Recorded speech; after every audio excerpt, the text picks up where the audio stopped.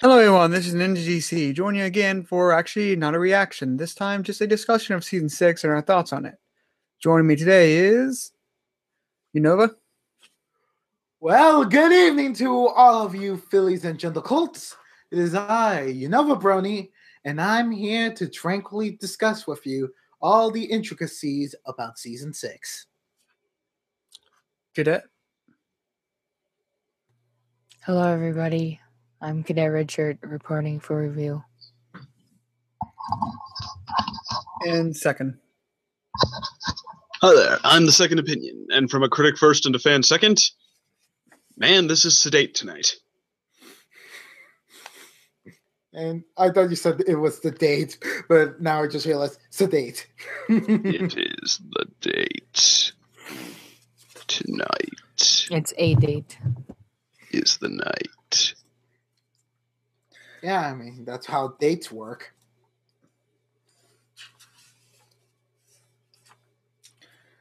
All right. Just sort of like, yeah. My brain. But for you listeners, yeah, this is not a reaction this time, but like this is a discussion on season 6. So starting it off is, what are y'all's quick thoughts on the season? Good, bad, if you would have a general rank for it. Quick thoughts. Alrighty then. I honestly believe that season 6 is quite honestly like of course it's not really one of the best well received seasons.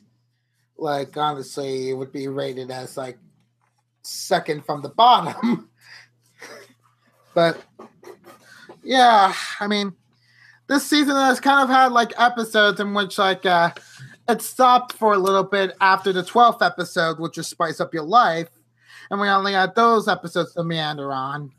And then we get back with Stranger Than Fan Fiction and then continue on all the way up until the rush conclusion that was thanks to British's airing schedule about the finale. Then watching some of the episodes before the finale in that order. But I would honestly have to admit, like a lot of the times that I mentioned about ratings and such at the end of like the reviews before, at the reactions before, were very much first impressions on those episodes because, yeah, I mean, like I'm immediately talking about my rating for an episode afterward. Doesn't mean it's gonna permanently be there, and quite honestly, deliberating through these titles, yeah. This season, I kind of forgot about certain episodes. Surprisingly. I think that's all for now.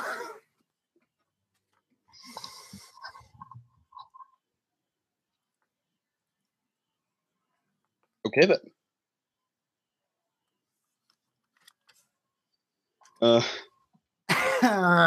But you kind of seemed you were just like, oh, some people say it's okay, not that good, whatever. I just kind of thought I did forget about a few episodes, and yeah.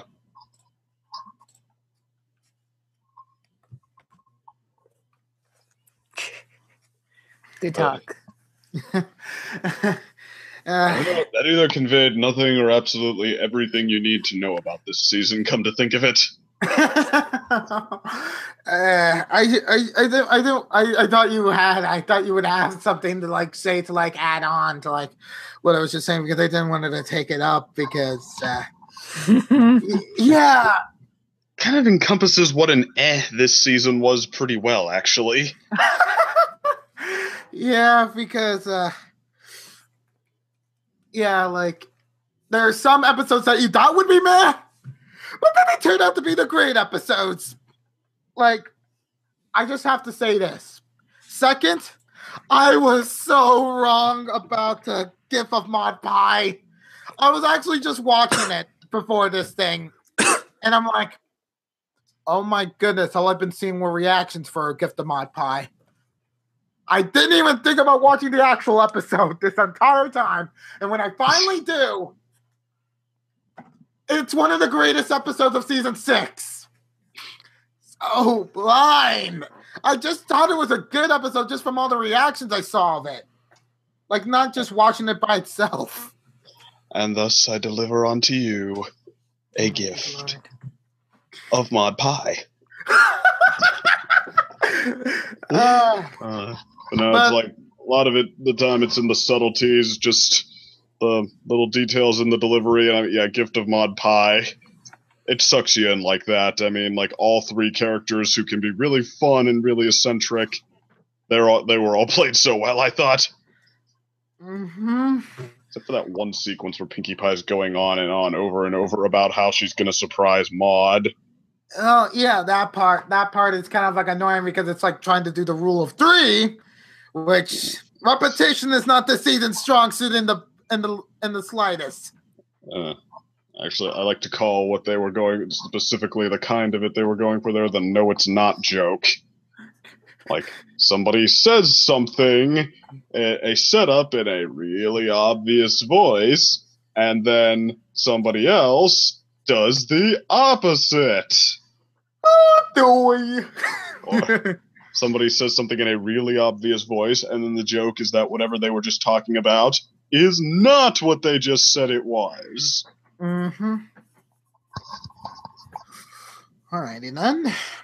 Well, continuing on from that great episode, I mean, like, before that great episode happened, what did hit our ears was the premiere, which you probably heard to death a lot of times from multiple people, including possibly your peers. And now I'm thinking about it, like, after the finale, my goodness, did we start with, like, the worst premiere. Of all the seasons, or what? I honestly feel like it's the worst premiere of all the seasons, even more than Princess Twilight Sparkle, who was the contender. I would say definitely Crystal Empire is worse than this. Nah, Crystal I don't Empire, think. I thought kicks this one's butt as far as excitement goes. In terms of excitement, yes, but also in the sense of, like, I don't know. I mean, like, Crystal Empire also, like, even though it didn't use, like, the main five who were, like, delaying the inevitable with the Crystal Ponies very well, and it didn't introduce us to the culture that much. Honestly, the whole thing about Twilight going through this ordeal imposed on her by Princess Celestia, while it was a bit misguided for Celestia to put those ideas in Twilight's head, or Twilight herself for essentially being like, oh, I have to do this all by myself, even though for the previous premieres and such, I basically had my friends help me through these obstacles. Like, that's like the biggest point of contention for the finale. But then to see her leave that mental break, essentially, and let Spike be the one to, like, help save the Empire, not only set what Future Rise would essentially do in later seasons with Spike, with the Crystal Empire, like, which had no purpose beforehand. Yeah, that also is set up like one of the worst cliches in the series, where Spike the Brave and the Bold and the Brave, or whatever the credit is. That is like the worst. If I could eradicate one theme in the show, that's so high. It's like shouldn't be that high, because it's just like I hate undeserved like acclaim, and like that is just one of the most undeserved acclaims in this series. It just he threw a stone. And he's a savior. It's like, wouldn't like all what Twilight was doing before like be a lot more memorable, or like heck, just Cadence being the one to actually use the magic, or just like. Well, I mean, like on one hand, I do kind of agree. Like Spike getting all the credit at the end of Crystal Empire, and the one getting his picture in a window. I was just like, on one hand. Really? On the other hand, I'm like, Spike is like, he's kind of the butt monkey so much, I almost don't mind him getting a little nod. And then when they brought that back in Equestria Games, it kind of seemed, the implication seemed to be that Cadence kind of knew he didn't really do, like, well, I mean, he was brave for his role, but like, I think she kind of seemed to know that he wasn't really like a great savior. It seemed more like they were implying that she kind of just liked being nice. Well, it's kind of what Cadence does. She likes to seek out that one thing that'll really make someone's day. Like she's really good at, she's kind of a people person that way. She can spot like just what it is that'll make someone's day.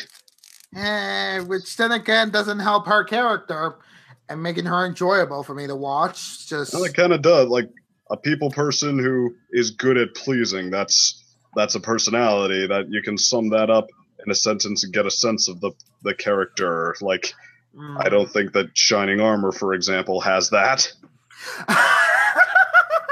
Oh, do I? Well, he's a Prince Intuitive. Charming, but that's boring. So he's a nerd, or he's nice, and he doesn't want to be a dad. I'm sorry, but it's the reverse. Shining Armor recently got the character that he needed, while Cadence is still being put in the background, even in the crystalline when she gets her first baby. Like But your child, your Cadet, what were you knight saying? is not a character. But okay, yeah, go ahead. I was just making a thing about the words he was trying to look for. I guess she's intuitive in terms of how people respond to things. That's all I said. That's all I said. it's like would those agree with sorts that. of like I would also agree with that, but it's just like it feels like the sort of intuitiveness is just too subtle for like the average viewer to like enjoy, and it just doesn't leave that much of a good impression for those who look at it from like the base forward. Those who would like Cadence essentially for like those subtleties, they kind of like very few hard in between because like it's too subtle and it barely feels existent. Well, I thought she did pretty well in the Three's a Crowd with Twilight and the whole go into the Star Swirl thingy with her because she knows that she likes Star Swirl. Well, Mm-hmm. no, that's like for the beginning of the episode, but then again, it reminds me in Three's a Crowd that at the very end of it, Cadence is like she's hardly even phased by Discord, and then she's like, "Oh, I enjoyed it a lot more than what we could have had at the Star Wars convention." I'm like, that was such a great middle finger to Discord. It's like, oh, you didn't ruin my day at all. and I'm just like, no. I mean, that was actually one of the that was probably one of the best parts of that episode was just her being like, yeah, I actually enjoy the adventure. It's this added character to her, and like it was like a nice final surprise in an otherwise pretty boring episode, which isn't it sort of a negative accomplishment when you get boring out of Discord. Yeah, I don't know what's up with me. Like, it's just like I just feel like Three's a Crowd with like the way that it ended. Like, I don't know. I just don't like Cadence at all. Like a lot of people probably say some good in her, but it's like I can't say anything. For God's sakes. Well, overall, like I think Cadence is she's sort of like not mark, but like her characterization is basically she's the hipper in quotes, like that's not really best description for it. The hipper princess, where like she's a princess, but she's more down to earth than Celestia or Luna, where like she's more relatable because she is the newer to the thing and not really as everyone looks towards her, like her empire air quotes looks towards her like favorably, but like she's not as even like say when Starlight was like, oh no, we're screwed, like Twilight's gone, Celestia's gone, Luna's gone, we're over. It's like, oh wait, there's also Cadence, and the name Chris Campos like is sort of like an afterthought princess. Like just sort of like she lives with Twilight, so that's probably why she'd think of Twilight first. But if you're going for her princess role, though, I'd probably say like if Celestia is the mother, then Cadence is kind of the big sister. Yeah, that's a good way to describe it. It's like sort of the big sister or the sort literally and figuratively. Oh yeah, now that you mention it. I mean, the good big sister, that is, not the kind who makes fun of you and tells your friends about the time you ran outside without your pants on. The kind of big sister who... You working through some stuff there, second? Oh, I don't have a big sister. I'm just venting at all women everywhere. I feel like this is a very hostile environment right now. You just hear DC laughing. He's trying to hide it. all right, but I think that I may or may not be guilty of telling stories about the time my little brothers ran outside without their clothes on. So you're the evil big sister. It's been confirmed. Yeah, but let's just move away from Cadence. I thought you were going to say personal stories. No, No, just not personal stories necessarily, but just cadence, just because for better or worse, she really had no presence this season besides the opening. So it's like, yeah, you know, she's like, would be important, but she's just so tired newborn mother. So it's like, yeah, she's there, and then forgotten like for the rest of the season. Oh wait, and also I guess times are changing. She makes some appearance. It's more of a yeah, her husband makes more of the bigger appearance there, but I guess she didn't arrive. So what? What's the stick on quick thoughts on season 6? Cadet, you're like haven't gone yet. What are your quick thoughts on season 6? Going through them and looking at which episodes I didn't like versus what I did like, I'm kind of shocked that I liked more episodes than I disliked. It's 19 liked to 7 disliked, but I still feel like the whole season was, I'm on the fence about it, even though I liked so many episodes. Just It's so really comparatively dull. Like, it's kind of funny. I put like 8 X's next to Cart for the Ponies. I was like, no. But I counted it as 1 in the tally. I think it's funny how that episode's like, because like the series has had worse episodes than Cartoon for the Ponies, but like it just encapsulates the problem sort of the season. Everything wrong. It shows everything you could do wrong. Yeah, even make an enjoyable song not be bearable because of how it adds to the repetitiveness. I never want to get that song on my iTunes. Oh my God, that episode hurt me. Like, even in the song, they repeated the same thing we had just learned 3 times before. They repeated it 3 times in the song. And songs in shows are meant to progress the story in some way. Like 90% of songs in shows are meant to do that. Like with the very first song that they officially did, which was the winter wrap up, we see that she learns what everybody does and then struggles with the fear of not being able to fit in, and that's where it leaves us to progress the story into. And I'm like, this song did nothing. It did nothing. It just reiterated everything we saw 3 separate times with the ponies, and it was really upsetting. I mean, that's like Barney the dinosaur condescending. Yeah, it was. Which I only hesitate to say that because I can't remember if Barney the dinosaur actually got that condescending or not. No. I never watched it. A lot of those generic shows like it that if I bring up, nobody will know what they were. Did though? Well, second, I actually have multiple experiences with those shows and can actually tell you what this reminds me of very much. Okay. This was Dora the Explorer levels of condescending. Oh, jeez. Yes, we've reached that point in which, like, do you know where the issue is? Do you know where the thing is? They're good. You helped us. It was funny because with that episode, Carts for the Ponies, I was showing a friend of mine the episode because we watch the episodes together after I do the podcast. And he was like, right where I had said in the recording, I was like, so they're gonna switch the sisters around, right? They're gonna pull a fast one on them. He said the exact same thing right where I said it, and I was like, that's what I said, and it would have been so much better. Yeah, I mean, like, during that song, I just, like, get the image of this condescending preschool teacher with a ruler, like, pointing to Applejack and then to an old-fashioned car. Check me out, racing the Derby. Check out my old-fashioned cart. Check out my original work of art. Like, just... yeah. And again with the Applejack wants the old-fashioned one, and Rarity wants and it was every verse too. And Rainbow wants to go fast. It was the most useless song. You want to be told these things over and over and over. Watch Cart Before the Ponies. Blow my head off! But first, learn how to tie your shoes. Oh my gosh. Yeah, Cart Before the Ponies would easily be a torture device, even more effective than what Starlight had in the Village in season 5.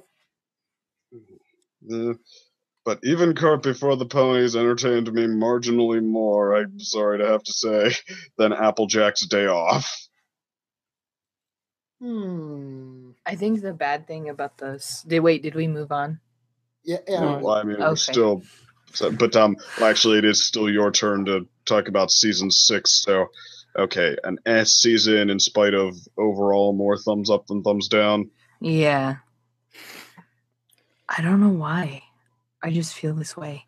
This going is because it's completely opposite discussion, just like something I've seen a lot on YouTube when doing like comparison things that we're trying to necessarily get like a check or a not minus on something. Mhm. One was just like it was a random discussions like about French victories versus defeats. And the thing is like that a lot of these sort of direct tallies don't take into account is for the level of whatever it is.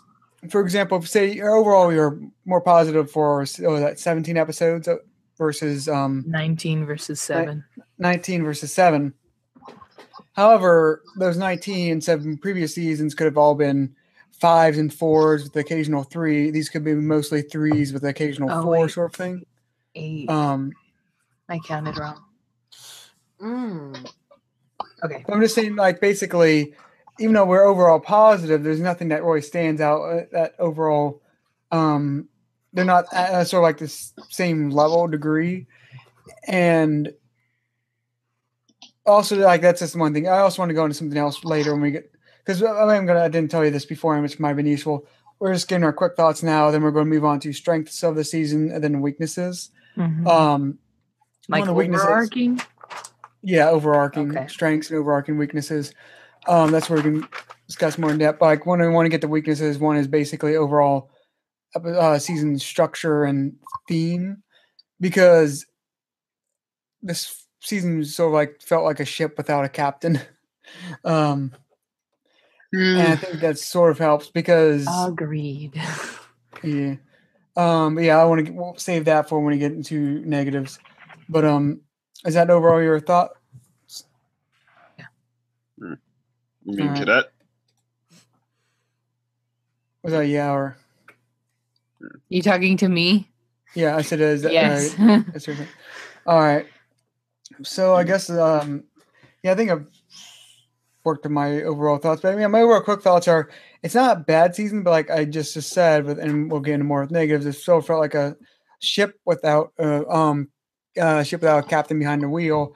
In this case, probably Megan McCarthy.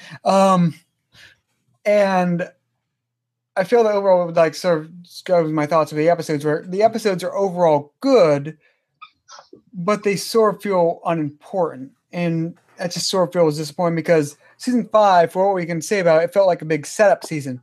And when the setup is just sort of this, it sort of hurts my thoughts on season 5 as well. So it's like this season hurts a previous season as well because season 5 had some problems. But like it's actually set up a lot of good ideas. For example, it set up the map idea, it set up the CMC and their future key mark idea, and this season just sort of continued that without actually paying it off. It's sort of like so. Yeah, the season just yeah. But let's move on to guess to higher notes. But like I said, so what are all some of the strengths of the season? I mean, I just realized I never gave my thoughts, but I guess I'll say like this season's. I thought you actually gave your thoughts earlier.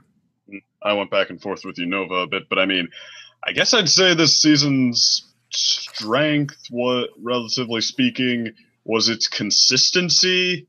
Because, like, I mean, going back, well, I counted even like fewer thumbs down than Cadet. I think I went all the way to thumbs down exactly twice with Oh damn. Carts Before the Ponies and Applejack's Day Off. And I mean, there were a few others where I was like totally lukewarm on, but I mean, I would say were at least worth watching maybe once. And then, I mean, otherwise, I think this is a totally passable show for kids. And I mean, I was able to even maybe even a slightly above average one that is season 6 on its own. But yeah, I'm able to watch most of the episodes and be passively entertained, and it just like, but the thing is, it's almost like, would you rather of them stuck their necks out a little more? Like, you compare it to season 3, and I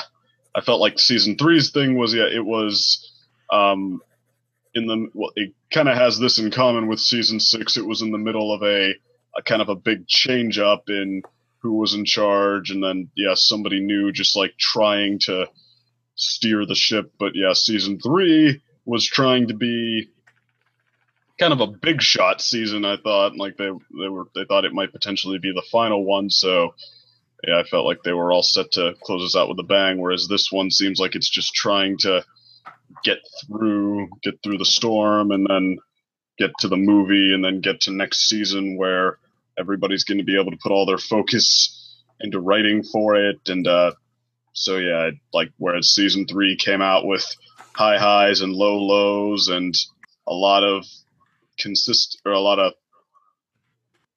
lot of problems living up to its potential. This one, it had the trouble living up to its potential, but it didn't really have the high highs and low lows so much as it just had, like, I mean, it had its moments, but all of them do. I felt like it was just sort of in the middle, like competent enough.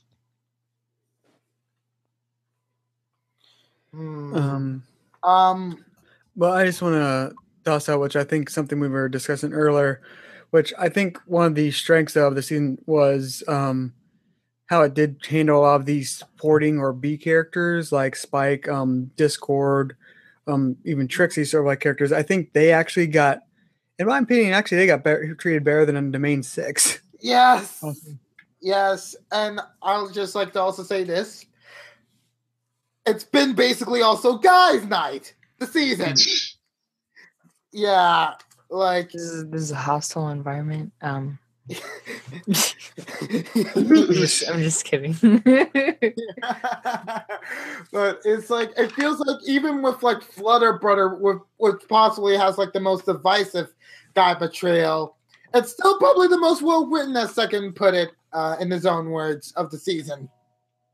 Like Flutter Brother being the best written episode. Yeah, yeah. Well, I had a point there that about what people's favorite episodes tended to be this season, but I feel like that should go under weaknesses more so. So I don't know if that's so, unless you just want me to elaborate on it now. I mean, I guess we can wait for a while later. I mean, I just see a point exactly though about it was actually, I do agree. Actually, it was one of the better written episodes. It just, I feel one character was like the exception. But yeah, we'll probably get into negatives. I'll probably get my negatives as well. But overall, I think just like the supporting characters, like I mentioned before, Trixie, Spike in particular, Discord, like they're all handled actually rather well. And some of the newer characters also introduced, like Ember and Thorax, minus a certain transformation, which I think we can say is divisive, at least to some degree. The Great Moose. I guess like the season 6 probably also found some strength in some just a couple of writers surprisingly stepping up to the plate, like Nick Confalone after creating Party Poop, which like, geez, yeah, he turned out to be one. Yes. One of the yaks that smash everything because hijinks. But yeah, he turned out to be sort of a big saving grace of this season, like a major factor in sort of carrying it. Kevin Burke and Doc Wyatt turned out to be pretty good for newbies. What's his name? Helped write the finale. That would be Michael Viegel. Yeah, he turned out to have some pretty great moments. Like, I mean, even Josh Haber, apart from the season opener, I mean, apparently he was the new Megan McCarthy for this season, and I mean, did about as well as you could expect, I guess, considering they've just basically had him do everything lately. It's just like Dave Polsky all over again with season 3.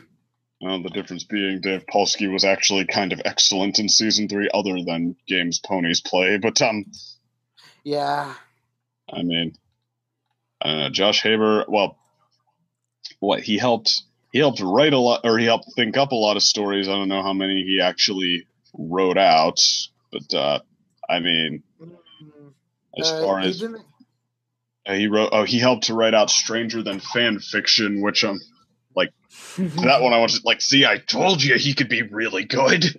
Oh, he also wrote for GIF of Mod Pie. He just helped think up the story for that one, but oh yeah, like. But Michael Fox and Will, those two guys, they always seem like they're only as good as the people thinking up the story. Like they did the same setup every time someone else helped think up the story. And with Gift of Mod Pie, they were really good. With and then with Kevin Burke, with like a ton of different people thinking up Pony Point of View, and then them just writing it out. You know, they did good and about as good as you. And then for Applejack's Day Off, thought up by Neil DeSoto, they were terrible. So, yeah, I'm wondering if the story credit counts for a lot when it's with them.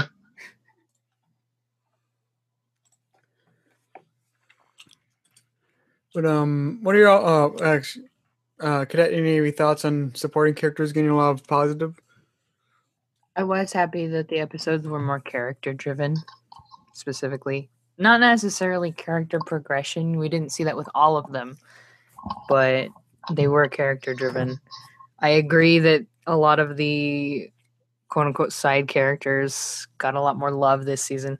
I still feel that frigging Gauntlet of Fire should have been in last season to sort of make the map episodes complete, where like he finally got his thing and then started up like, oh no, the map needs to be fixed, but whatever.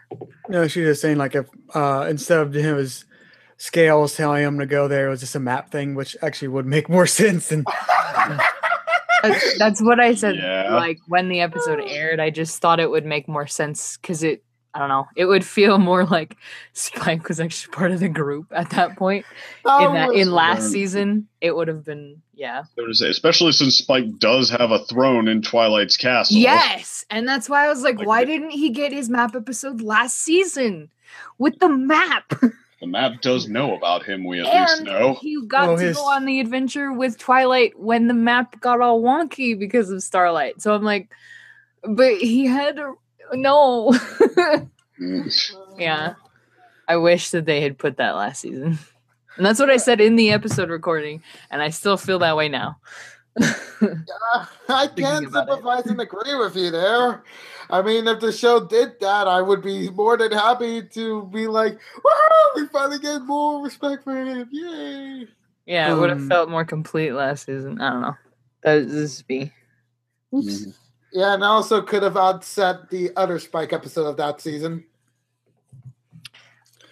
Also, I think going on positive, I think we actually said the supporting characters got a lot more. Several of them got treated a lot better than a lot of the main 6. I think the one main 6 exception we could say was really had a character arc this season was Rainbow Dash, which, I mean, not everything was good in that arc, more characterization through the season, but overall I would say this was actually a rather strong season for Rainbow Dash. Would you all agree, or? Well, let's see, 28 pranks later in Newbie Dash. Yeah, I would have to say no. But I said there was weaknesses. Those are the weaknesses I was talking about. But there was also strengths where, say what you want about Newbie Dash, it still like actually progressed. She was finally made a Wonderbolt. She got paid off better in Top Bolt. And then she also got Stranger Than Fan Fiction. Well, I mean, I was looking forward to payoff following Newbie Dash. I don't think Top Bolt provided payoff at all.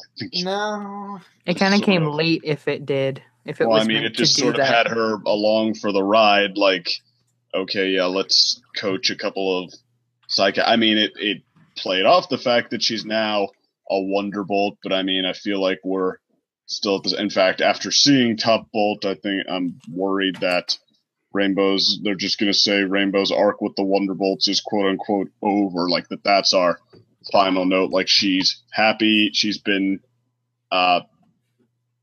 embarrassed, but she realized that that's okay, and it's okay to just be part of the group, and that's it. Like, I mean, that was kind of good as like just the beginning note, but that was really good. In fact, is like when it seemed like it was just sort of the beginning of her time with the Wonderbolts, but who knows where they're going with that now.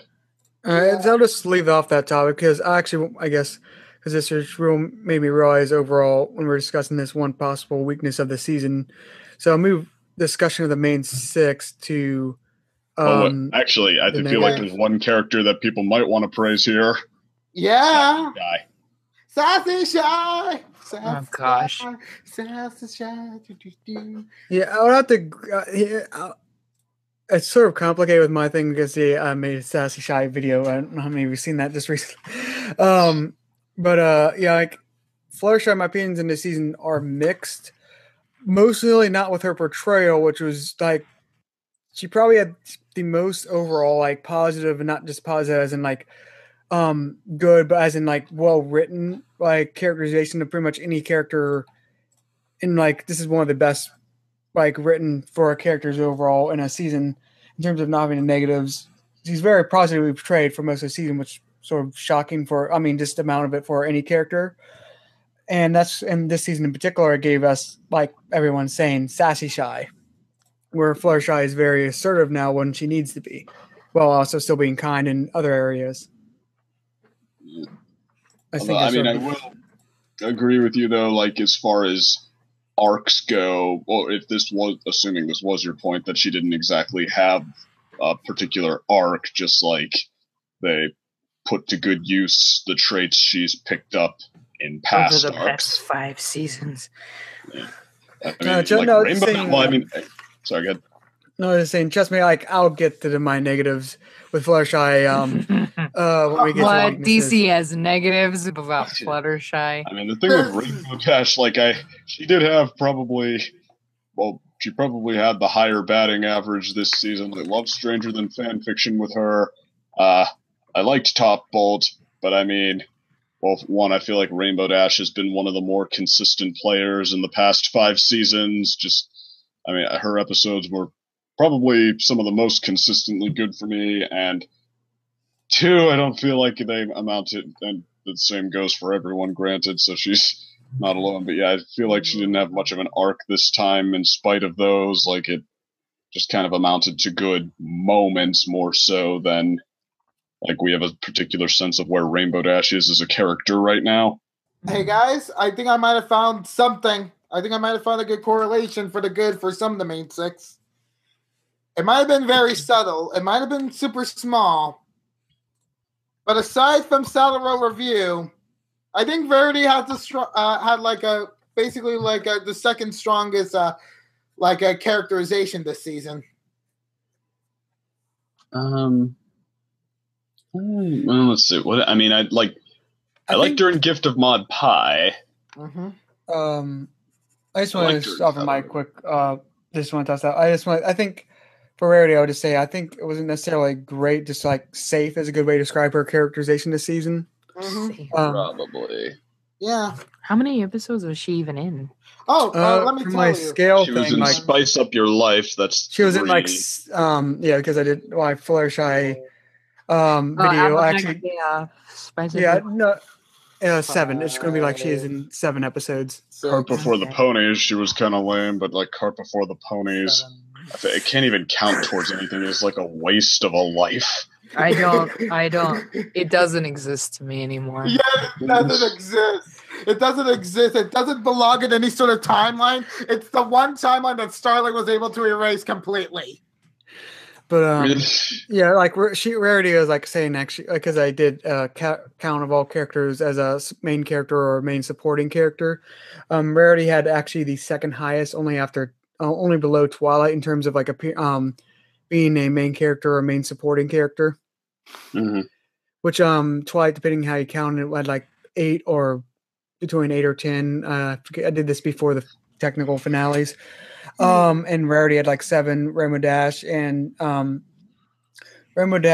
and Applejack had like 6. Pinkie Pie had 5, and Fluttershy had like 3 episodes. Fluttershy, not much, but what's there was pretty strong. At least where she was concerned, it was pretty strong. Yeah. But yeah, Rarity. there. Sorry, I was just gonna. You had something saying Rarity that was positive. I was also about to say, like, honestly, aside from Rarity, the fact that she was paired up with Pinkie, and also I think Pinkie might have had like a good showing this season compared to say season 4, which I think is thankful.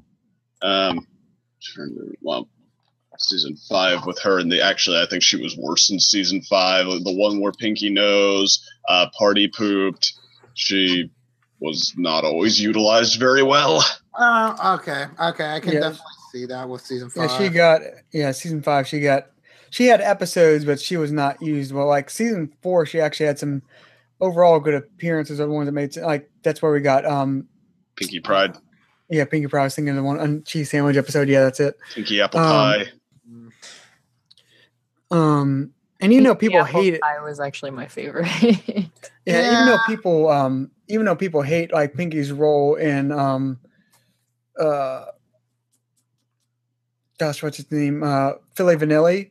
I love Pinkie's role in Philly Vanilli. I mean, I like that because she was an antagonist, but she was entertaining. That's a good example in my mind of characters that are negative, but they're negatively positive. So, like when Rarity's being Rarity, I enjoy that because that's part of her character flaws, and this is part of like Pinkie's character's flaws. Is she sort of operates? Her brain works on a different way than other ponies, so she doesn't get when she's being too Pinkie. And like she was not trying to make Fluttershy cry, she just did not comprehend it.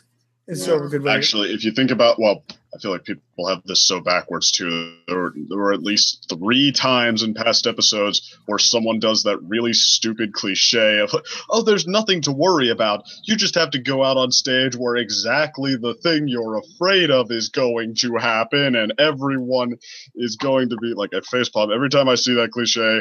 And now Pinkie Pie comes on and does this like brilliant parody of it, and everybody gets mad, just like assuming they have to take it like they're supposed to take it like literally, like this is or dead serious or something like that.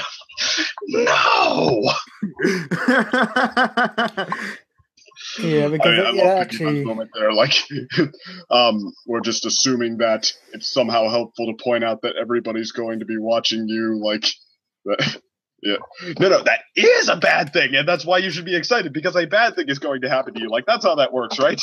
Because they're all going to be watching you, and then they're going to get mad, and then they're going to form an angry mob and run you out of Ponyville, and I'm being so helpful, right? I'm like, yes, that is exactly how stupid that trope is. Thank you, Pinkie. But let's go back to that. Like overall, the more any other positive things about this season?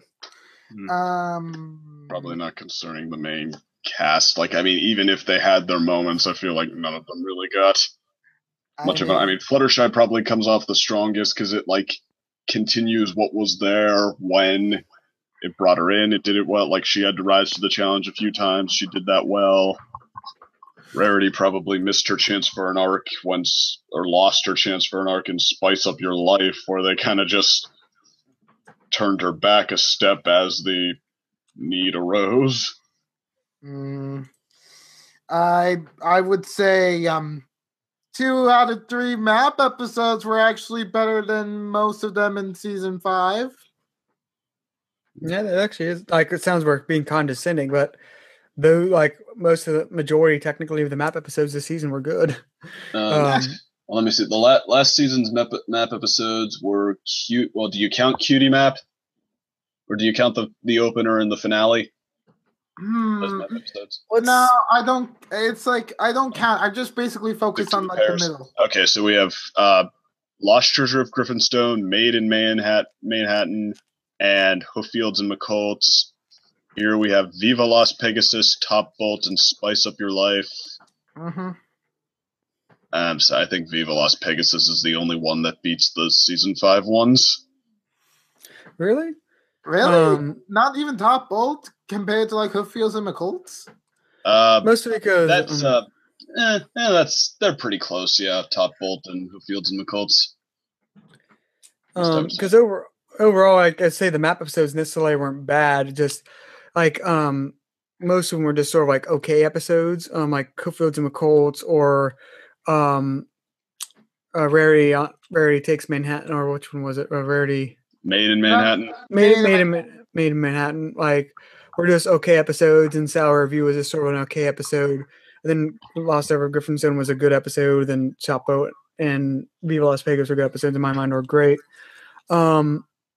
So like I think overall the map episodes were treated better, but that's just my thoughts. I mean, it's still like they're all close for me. Like I'd say the order for me would be Viva Las Pegasus was great, but only that one, and then Lost Treasure of Griffinstone and Made in Manhattan I think were pretty good. I think Made in Manhattan's a little underrated, and then Hooffields and I mean, like which one I feel like it's the same. It was by the same lady who wrote Gift of Mod Pie, and I feel like she really has a knack for understated writing. Like I feel like it gets across a lot without hitting you over the head with it, which I really like. But Hooffields and McColts, I mean, I thought it was good. It was entertaining. It flowed pretty well, which was significant in season 5. But so it was good. And then Top Bolt.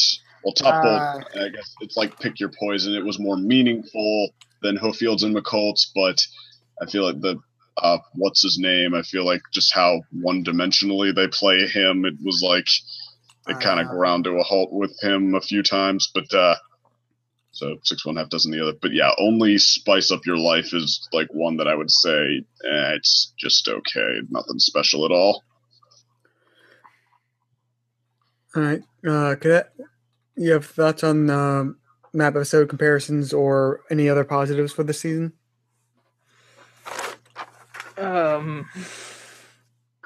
Good Lord. I don't know about map episode comparisons. But or just in general, any good things, because I think we're reaching the end point of that. It's kind of hard to come up with good things, you realize.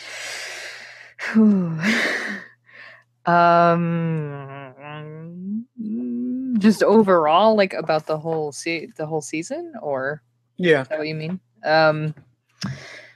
Other than most of the episodes being character driven and giving more light, like one of the ones that surprised me was how well received Snails was.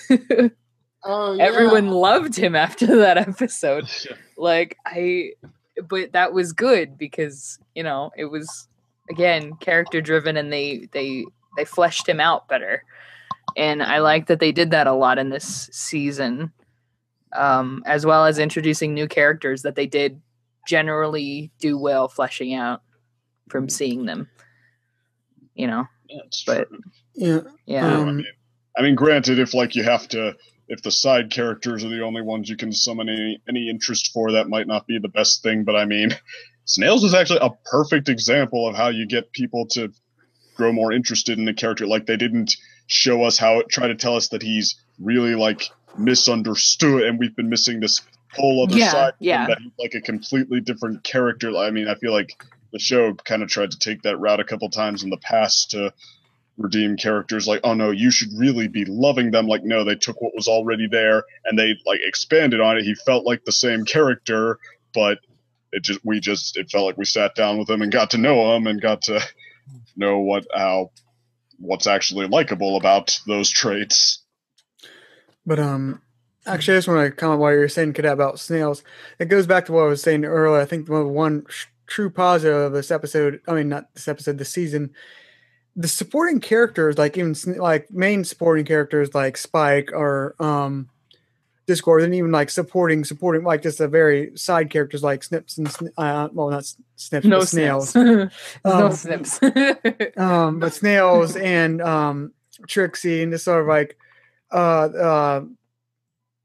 Thorax and Ember, like a lot of the supporting characters, just in general were treated well and actually had a lot of character development. So like, which I think is actually going to get into like one of the problems. I didn't even come into this. I'll get into problems, but unlike the main 6 overall, there's a lot of character development for the supporting characters.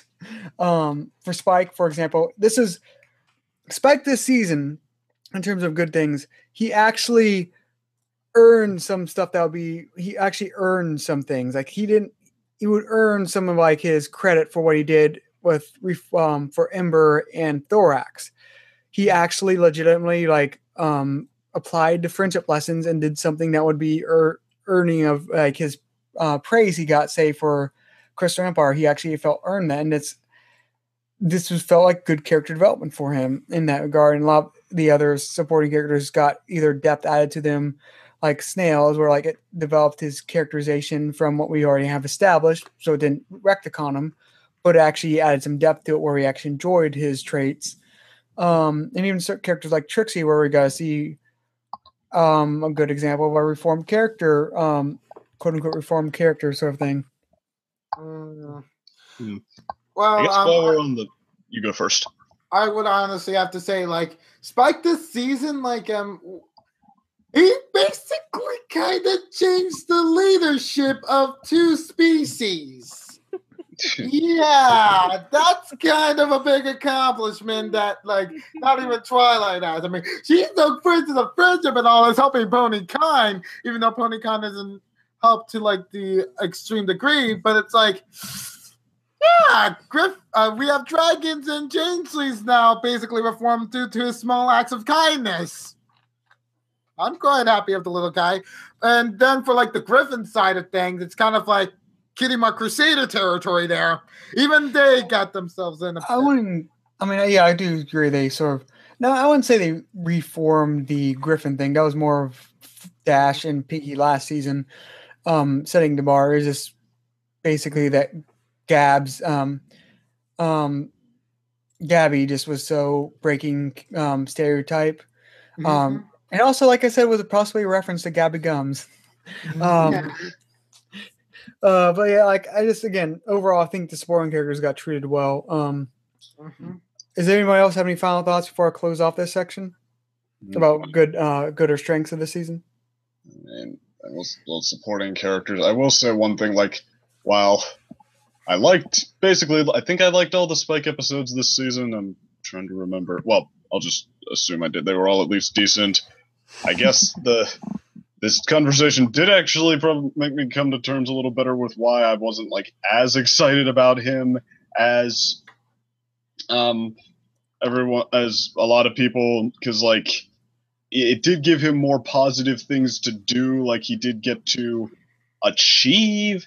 As far as like for his character, I mean, for comparison here, let's look at as flawed as this episode is, and as much as criticism as it gets, some of it rightly so. If you look at Power Ponies, for example, where how he overcomes his insecurities, how he achieves a big rescue there, like that is what I would cite as sort of in a way that enhances his character. Like not only, okay, does he have an insecurity that, okay, we know has been brought up before and that he is prone to having, like the way he overcomes it is actually very specific to his character, like hearing Twilight remind him of what he has done and then applying the strengths he does have. Like he's crafty, he is dedicated, he's brave for a little guy like that, he's quick on his feet. You know, we see all that play into his rescue. His thing with Ember or with Thorax, he's nice.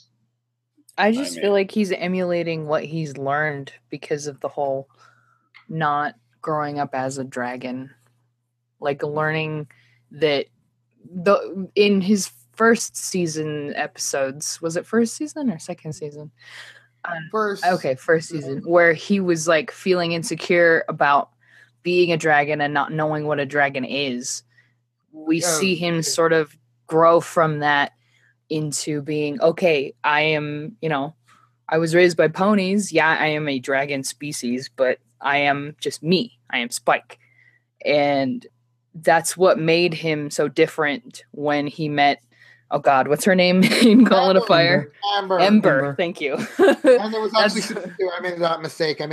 It was season 2. What is her name? But will you remember? Oh gosh. But I feel like that was important for that because for me, I saw that as him, being secure in who he was and being able to show someone else that you can be a dragon and also be kind. Yeah, well, I mean, like, I get that, yeah, they were going for that Spike brings earnest, like, friendship, earnestly caring for someone else to the table, that he gives some of that to Ember, and she in turn feels the need to pass it up. But I mean, like, while there is some growth to Ember herself, like, you could classify it as her story, Spike, for that episode, like, riding on her back, I said before, he almost plays like the little guy sitting on her shoulder, just like, no, this is the right thing to do. This, like, I mean, I don't know if it's really his story even so much. He's nice to Ember, and as such, he shows her the way. Like, well, he just sort of like he basically acts as an emissary from the Equestria to like the Dragon Lands. Well, like, notice when Trixie meets up with Starlight. Okay, even this, you could say they could have done a better job, but you do see some of the chemistry there. Like, they do play their traits off each other, and I don't know if they did that with Spike and Ember so much. Like, it was, I feel like they were basically on the same note the whole time. Like, he's optimistic and she's skeptical. I don't know. I think I think they basically flipped gender stereotypes, where essentially she was the assertive one, he was the more introverted one, where like he was always say you should do the kind route, always doing the well, it is a flip, but I mean, like, I would still ask, okay, how much did they do with it though? Well, they did a decent amount, but like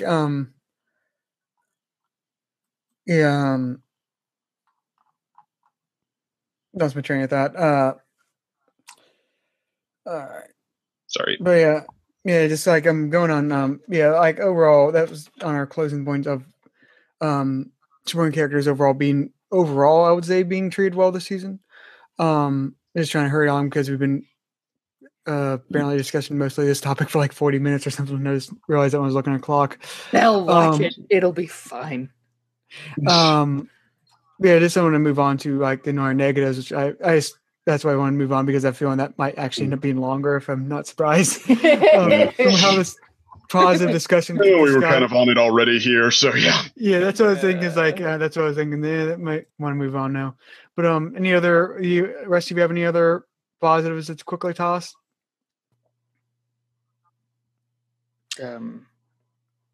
Title puns. All right.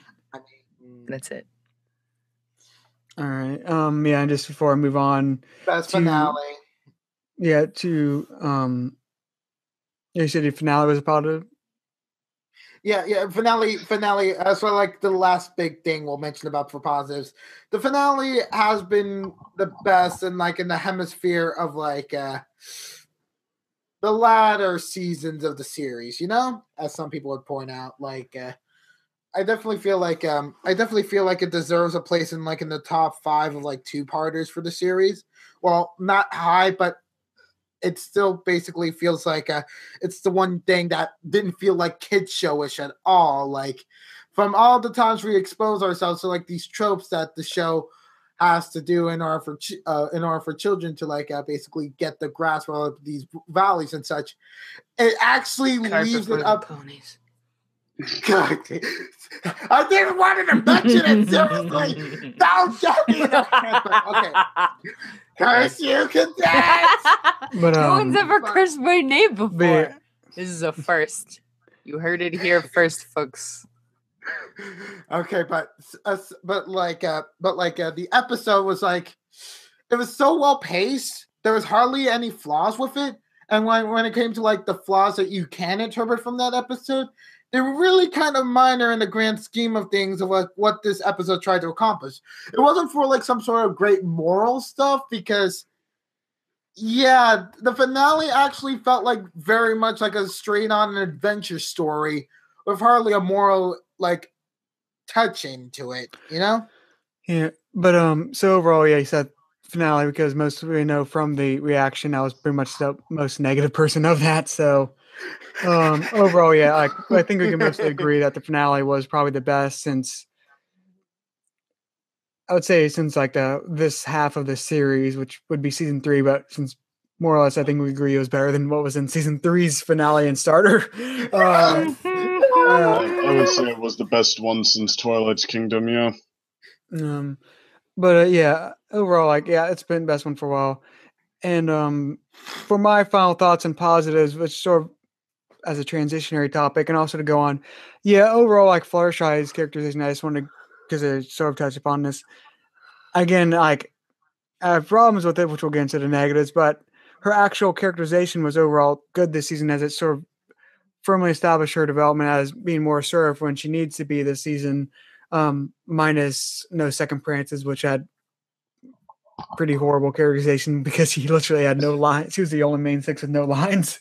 Again, it's like you mean the Trixie one? Yeah, the Trixie one because it's kind of like a one. Oh right, Fluttershy being afraid of the animal, which I think the interpretation in defense of that is that Fluttershy was afraid for Trixie announcing that she was going to jump in this thing's mouth. But yeah, that was either poor writing by the writer or poor presentation by the animator. So it's like someone sort of screwed that up. But like, yeah, it's just I don't like like the episode itself. It didn't really feel like I didn't really pay too much attention to that for Fluttershy's characterization because there really wasn't anything in that episode. Yeah, I mean, I don't know if I buy it or not. Like, I can see the argument at least for it not being a big deal.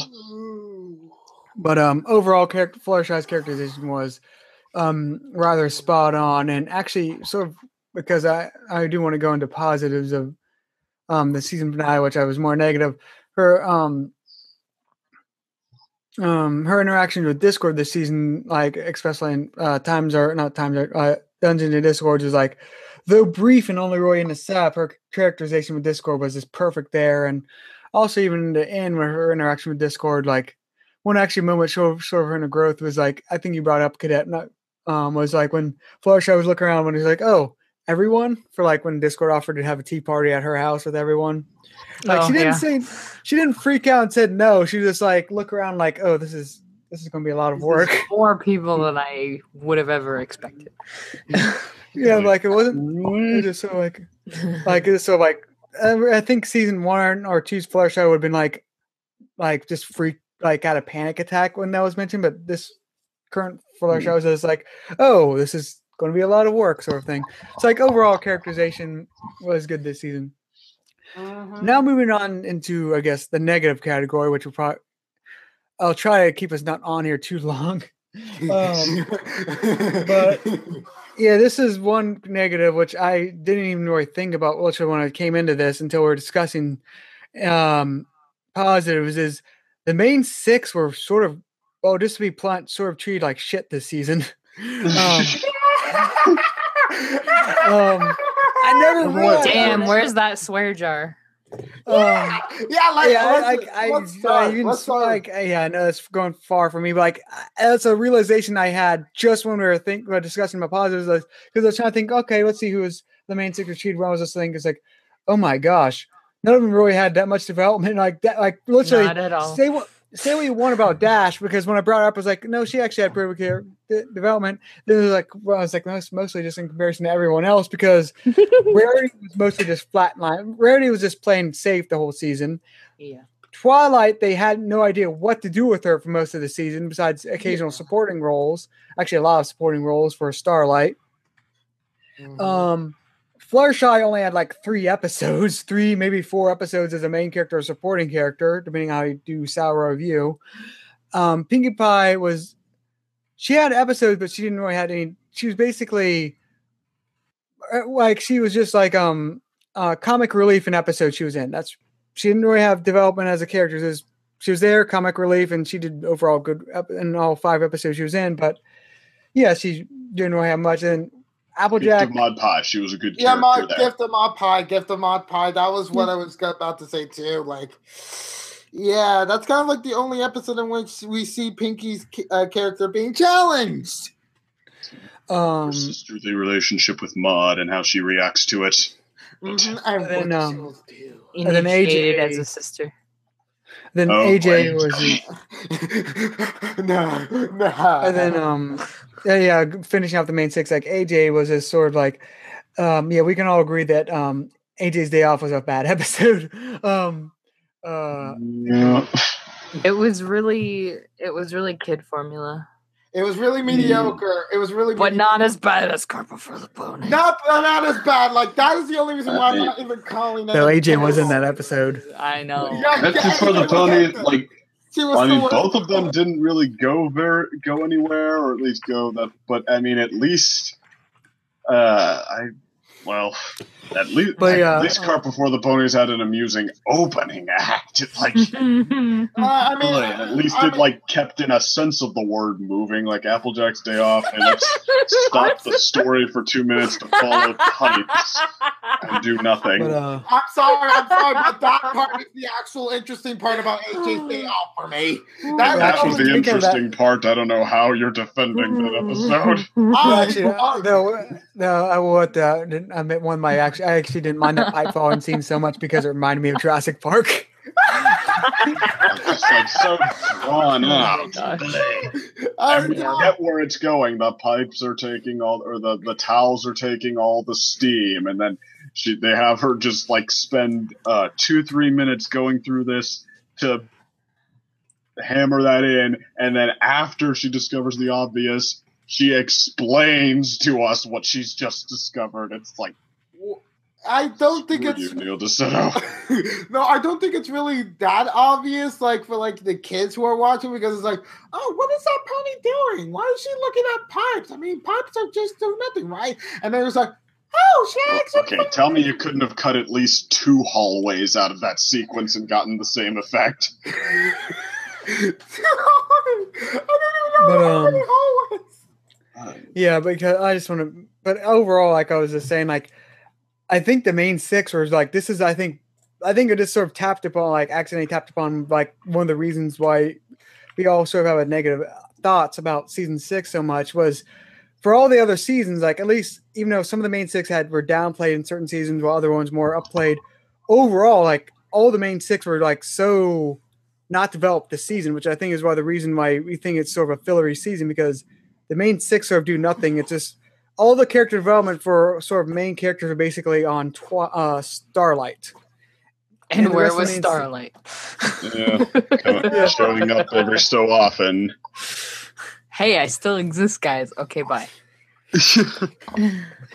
But yeah, I just the funny thing is I never even thought about this until we were discussing about. I was trying to think of positives, and it's okay, when main six are treated positive, it's oh gosh.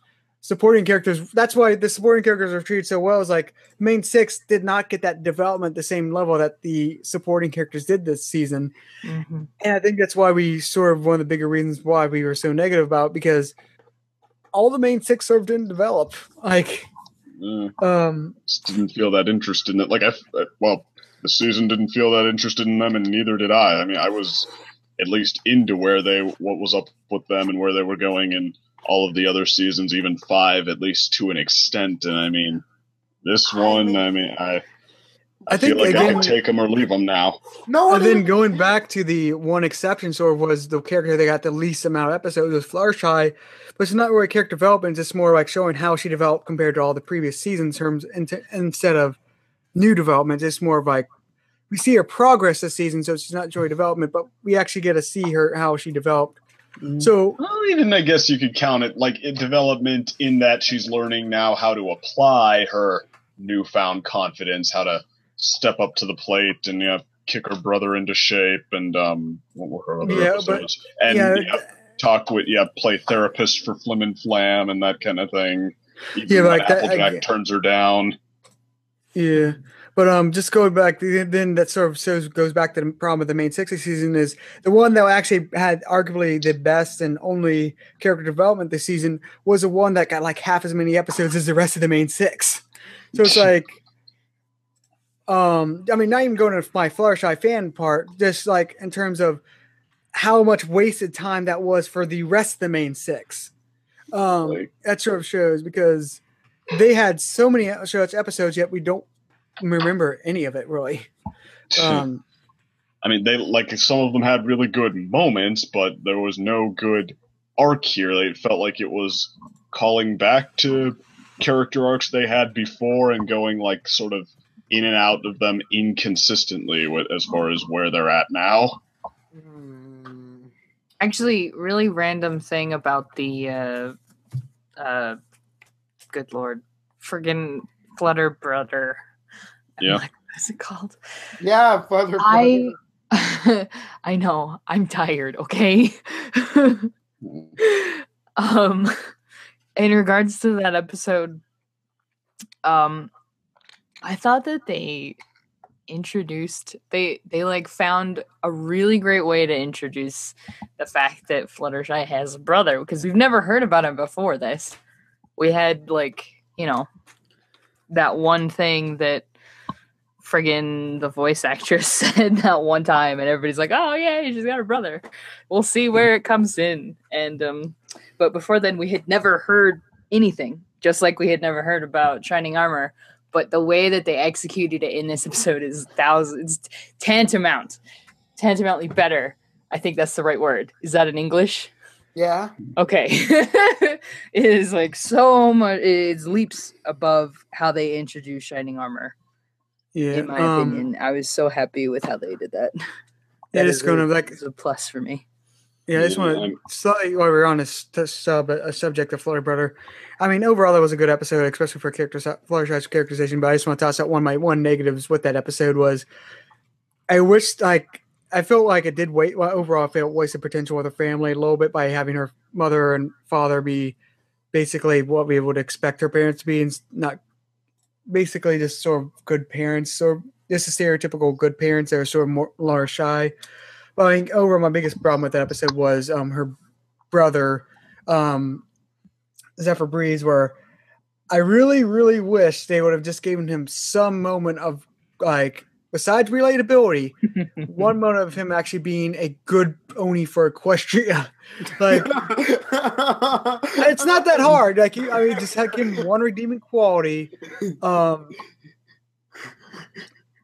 And that's actually really makes me wonder, is like, will he come back in some way? Because like that was literally one of the 2 episodes that Megan had actual writing involvement on this season was Flutter Brother. So is he going to come back? And if he does, I really hope he does, because I want him to develop as a character, because as he stands, he's so like obnoxious. Like he is unbelievably obnoxious, and not like in a fun ways like Diamond Tiara was in previous season, where like she's hilariously Mr.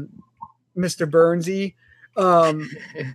Flutter Brother just like overall he's like a Joffrey character, where like he like actually the Jin's not here, so I don't know if anyone else gets a reference. I know the reference. But like he's just so obnoxiously like worthless that like you don't like you don't even like hating him too much, because unlike Joffrey, he's overall like relatable character, where Joffrey, at least, even though he's pathetic, you actually enjoyed hating him for how his bad side as well.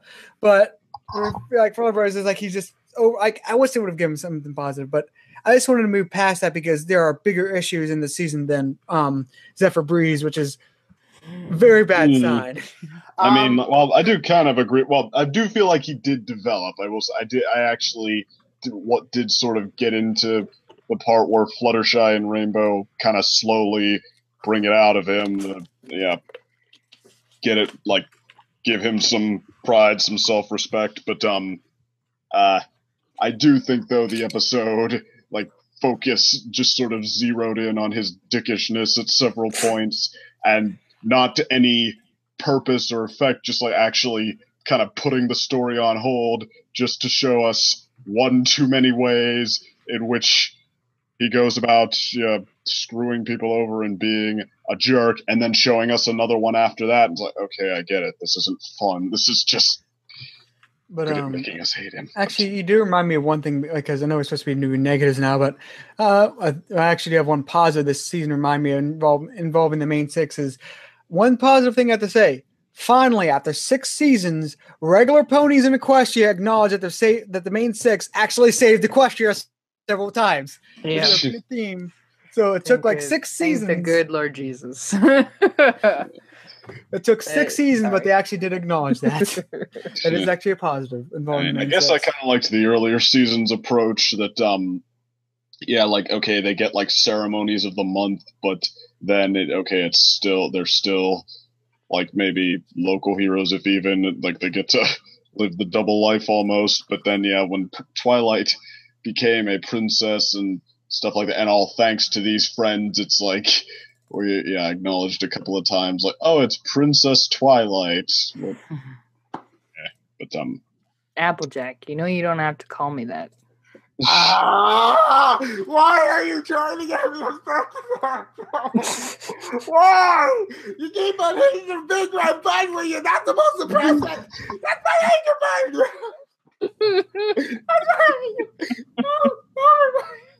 button. Did I break him? well, evidently. Why? Why Princess Twilight Sparkle? Why did you have to insist with Applejack?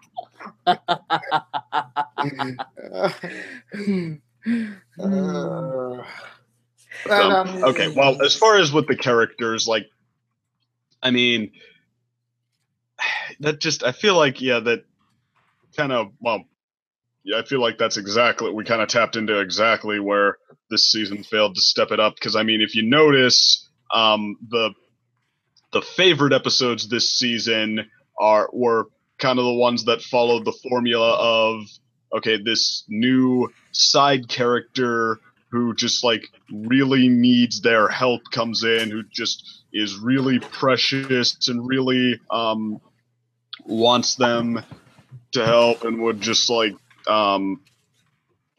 really struggling with something and just would, I don't know, who is going to be so grateful to them forever after because they put their friendship in fill in the blank's heart. Like, I mean, that was the story with Spike and Spike and Ember, with Thorax the Changeling, Gabby the Griffin.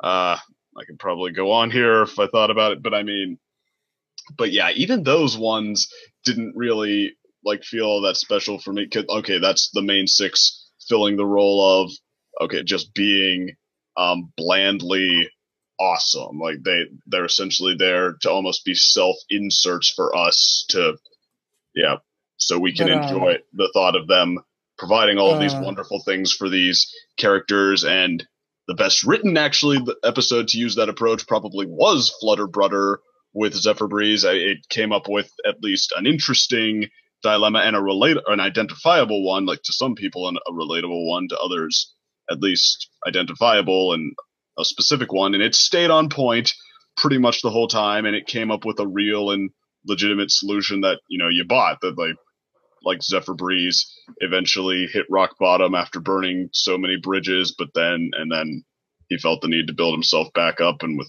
the push from Fluttershy and Rainbow Dash, and he did. But notice that one is not one of those fan favorites because the character in question is not very lovable. He's not supposed to be like precious. He's not, like, the point of him is not to show so much gratitude for all of this quote unquote awesome stuff the main characters did for him.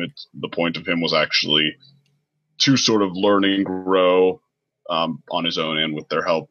And granted, I do kind of agree still, like, that episode does suffer to me as well because Zephyr Breeze is so obnoxious, but still, if I had to only choose one between the well-written story and the character who gives me the equivalent of a hug, I mean, I'll take the well-written story. So yeah, even those episodes didn't do a lot for me, and instead I'm left with like a handful that either took what past seasons did to the next level, or just sort of like corrected something past seasons were having trouble with, or just managed to or just a couple that managed to do what the other ones did, sort of did well, just as sort of offhand. Like I really like Pony Point of View, for example, which I feel like was an episode that just offhand tapped into what past seasons did fairly well. But Managed to do it again. I just want to go and actually, sort of like you said, like a lot of the best memorable ones where that new characters are introduced and interact with the main six, the supporting characters. Sort of the one positive received episode is sort of like a not as most of the development is actually with the main six. It might be why it's so memorable. Is Viva Las Vegas. That's where the one character is actually is one of the few episodes where the main six or members of the main six actually have character development, arguably. And with AJ coming to terms with actually using the flim and flam, sort of like having to get over that. Yeah, even if she hates someone, she can't just leave them in a friendship problem sort of thing, which is arguably character development for the main six, and also Fluttershy being assertive in it, which is showing her character development. So that's sort of like the one exception where the main six actually develop, and besides Rainbow Dash actually becoming a Wonderbolt and all that. So it's like, yeah, that's continuation of the problem with the season where like the main six don't really develop. It's just the supporting characters or new characters that are the ones developing. I mean, when Newbie Dash is one of your best examples of a character developing, you know there's a problem. I kind of want to mention. I kind of wanted to mention. Well, best in that it's like, well, in that the episode itself wasn't very good, but I mean, no, it is a genuinely good example of character development. But yeah, it's the first one people cite, and it's the episode that includes two of the most cringeworthy sequences. I just also like to say this. Mm-hmm. This season had the moment where Rainbow Dash actually accomplished her dream. But guess what? The season itself, and even the response to it, not also because of the episode, was just lukewarm. Yeah. Well, I mean, it felt like they were doing a really good setup there for how Rainbow Dash really comes into her own on the Wonderbolts, but like all the other stuff this season in the early episodes that I thought that was a good setup, not much came of it. Like they come back to the Wonderbolts and Top Bolt, and she's doing about what you'd expect her to be doing there. Like, Not that Top Bolt itself was bad, but it's not about her. Yeah,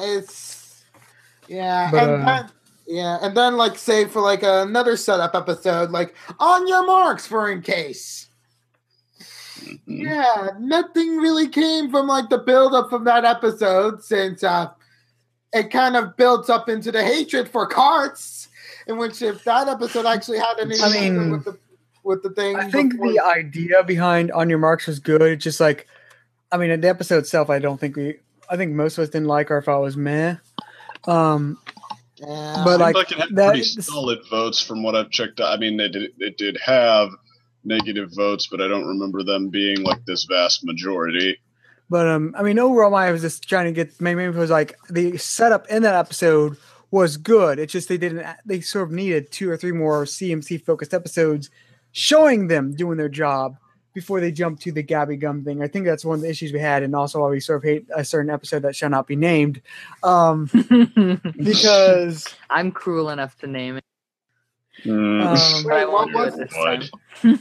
But I guess I'm mean when I'm tired. I don't know. I'm mean. You know what I mean. That actually does like. I want to move on to because I want to do hurry through this. Another big area that I feel this season failed was, I think you even brought this up before a lot second, was this season sort of has no theme going through it. There sort of like several mini themes are sort of left over from season 5. Like the map episodes are still a thing without really any resolution to them. Yeah, or Starlight. That Starlight was the arc they were going for here, but the execution was poor. Mm-hmm. Well, I will say we got more of a payoff than anything season 5 set up. Mm-hmm. Like there was season 5, it was pretty much just the map and sort of Starlight again there, but I mean the map didn't go anywhere, and Starlight.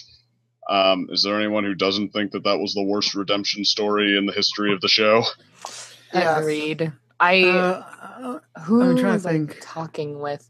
I was talking with somebody about. Oh, it was the same friend that I was watching the Curse Before the Ponies with. He and I talk about episodes a lot. Mhm. We watched that finale, and I was talking with him, and I said, "Do you think it would have been better if she got her cutie mark and it took her away rather than him away?"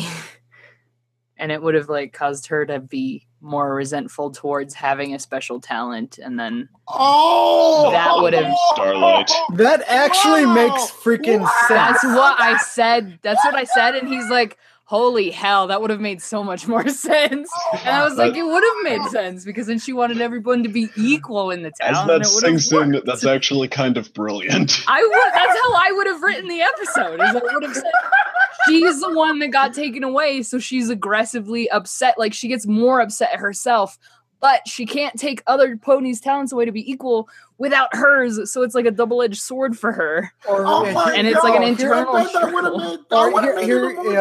Joan, developing off that idea. How about she like gets taken away because of her cutie mark, but she leaves her magic train like halfway through to go meet her friend again, but he's left on his own thing because of his own cutie mark. So it's like a double cutie mark really screwed me over sort of Yeah, thing. exactly. And that would have And I was Knowing like, how it it would have develops. made the redemption story a little more like I would have been able to understand it better than what was presented. Oh, not really just the redemption story, but like her background as to why she hates. That's what I meant. I'm sorry. I'm tired. Redemption probably, I guess we still would have needed Twilight to say something to her more convincing than just friend differences really are special in a friendship. Mhm. Like, I mean, well, or heck, actually, that actually could have.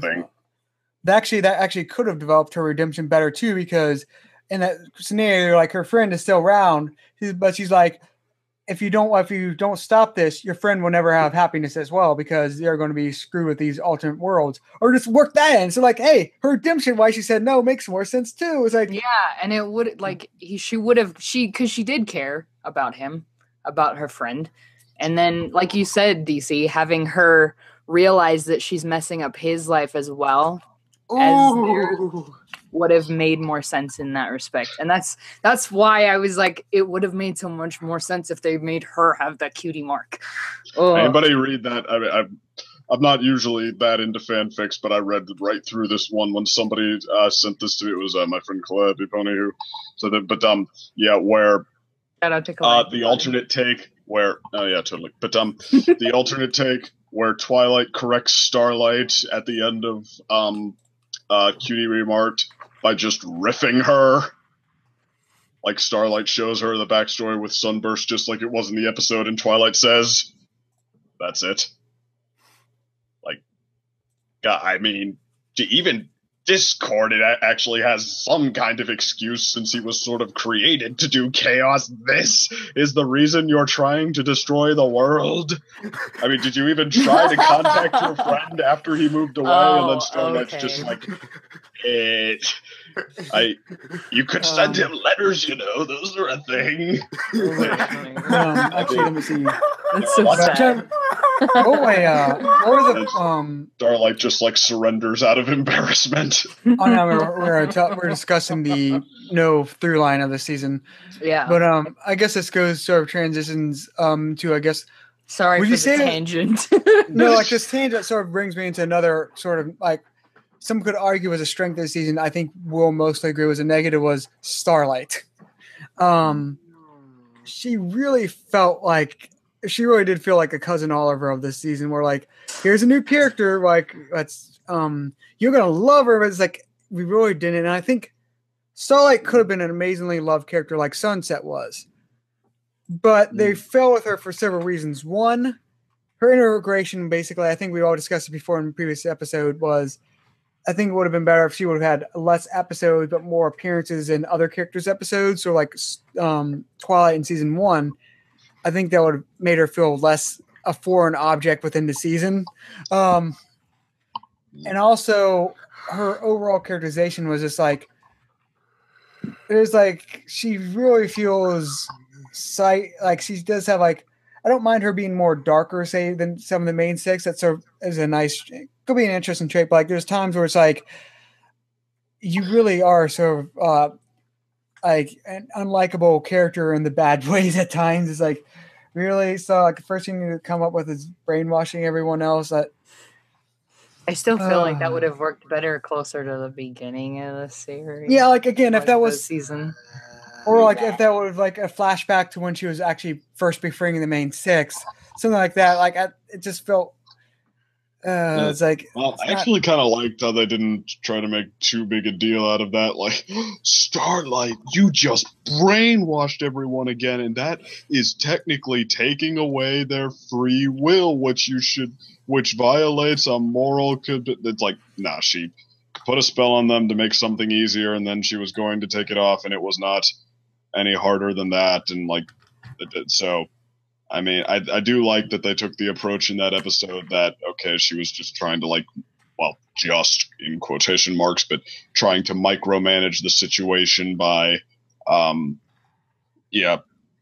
basically forcing everyone to do things her way and make it easier. But, and in that sense, well, I felt like it might have been, like we probably should have been past that point for Starlight by then. I felt like the episode worked on its own terms. It was just like, I mean, I guess, we did need to have that episode before we moved on to the next point for her. It's just there was no next point to her. They didn't plan any further than that before they got to the finale. but I feel like it would have worked better before she had to go be friends with Trixie. Yeah. I just feel like that would have, I don't know, made a little more sense. Like, okay, I can't put spells on my friends. So then when she does meet Trixie, it's like, okay, this is why I need to just talk with her and we can be friends about this. I felt her What about friendship- Trixie fixed that? Like, I mean, they I just feel talk like it about was how bitter they are at Twilight together, and then it just felt like overall, I think we're trying to like Cadet and I are saying just like it felt at that point in her characterization that she should have learned enough about friendship to realize that Yeah, jumping especially if she's straight being to- friends with Trixie already. It's like she didn't need to do anything. So, yeah. Continue what you're saying, DC. Sorry. But yeah, I guess like overall, like would you agree that like my main point I was trying to get is like, would you overall say that Starlight was a weakness of the season? I mean, sort well, of all the or sort of a meh. It's more. it's almost like comparing her to what? Like, I mean, when they did actually take the time to focus on her character and show us what she's like, which I think they did all of, well, actually, let me just rephrase that. Count the crystalling, but I mean, let me just actually rephrase this. Do you feel that Starlight was sort of crammed down our throats like some people think she was? No, I think she wasn't even doing that. It was the opposite. It was like she wasn't being like crammed enough because I mean seriously. well, You yeah, didn't think three she was episodes- crammed enough down your throat, but is that's the phrase you're gonna go with? Yes. We needed more Starlight in our throats, guys. Starlight pills. Oh my gosh. No. Bad Unova. Just all of the bad. Too much euphemism. No. I don't think- even. I mean, I can get okay. They wanted a season arc, and I mean, it may as well have been her, but I mean, it's like, well, of course, there's the terrible push the end of season 5 gave her, but I guess that should technically be more on season 5. I'm just like, okay, since she was there anyway, I feel like you've got to go for it full force, and you didn't. But I mean, I don't know, like on the flip side, was it what did season 5 kind of screw us over in the first place by making it so they did sort of have to deal with her on some level now? Yeah. And taking the focus too much away from the main characters, because like Twilight's role as a teacher did her just about no favors this season. Not the way they wrote it. Twilight as a teacher to Starlight.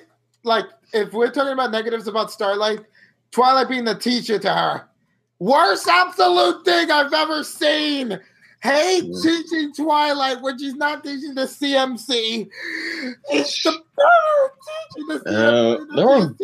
There were flashes here of how it could have worked, like showing her as sort of a collaborator of Starlight's, just like coming up with these incredible magic spells together, like her tutelage and Starlight's innovation, and or seeing her like go back to her role as not just the leader of the main six, who in Pony point of view, how she's a mediator, how she's a voice of reason, and in a different way than some of the other ones could be. Like, there were still flashes of potential there, but I mean, for the most part, I felt like this season had absolutely no direction where she was concerned.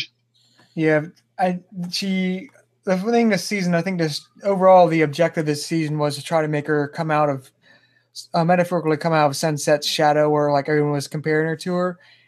Oh, she definitely stands out from Starlight. I mean, she definitely stands out from Sunset, but not necessarily in a way that we like her. It's sort of like this. This goal of this season was supposed to make us like Starlight as a possibly seventh member of the main six. It didn't achieve that goal. I mean, I only like her marginally. I mean, and that's just from her last episode, which technically should have been first before No Second Prances, and then the finale. Her role in the season finale was not half bad. I mean, especially seeing her with Trixie. I feel like using Trixie to bring out a lot of her character was not a half bad idea. In fact, that might have been the secret to the show's success earlier on, sort of playing these characters off each other and knowing what they bring out in each other. And maybe that's one of many things that these more recent episodes lacked. But I mean, Tricked. Oh my God. Okay, I'm sorry. This might be distracting from the bad stuff we're discussing. I think I know one absolute good thing the season had. Trixie. We already brought that up. Those like good supporting characters. Trixie was one of them. I forgot that. I literally, I name dropped Trixie twice in that because she was actually characterized.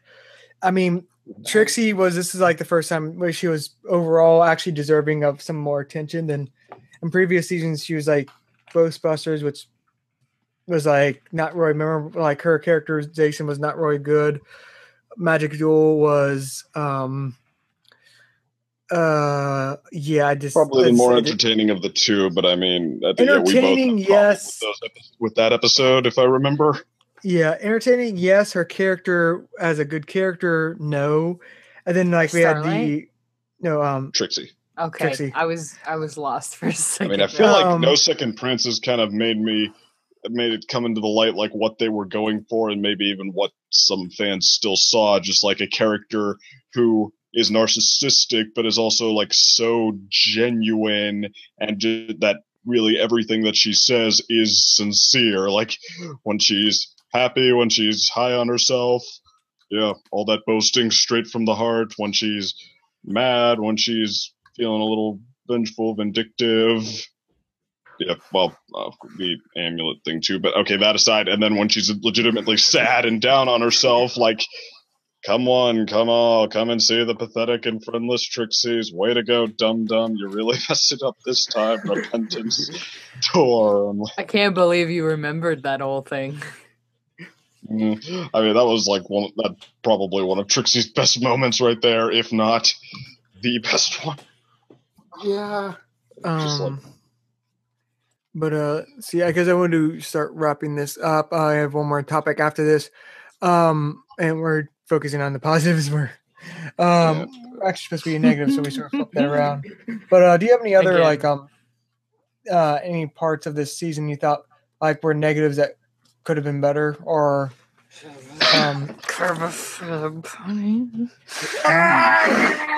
Okay, let's go jump into this because we kill it all.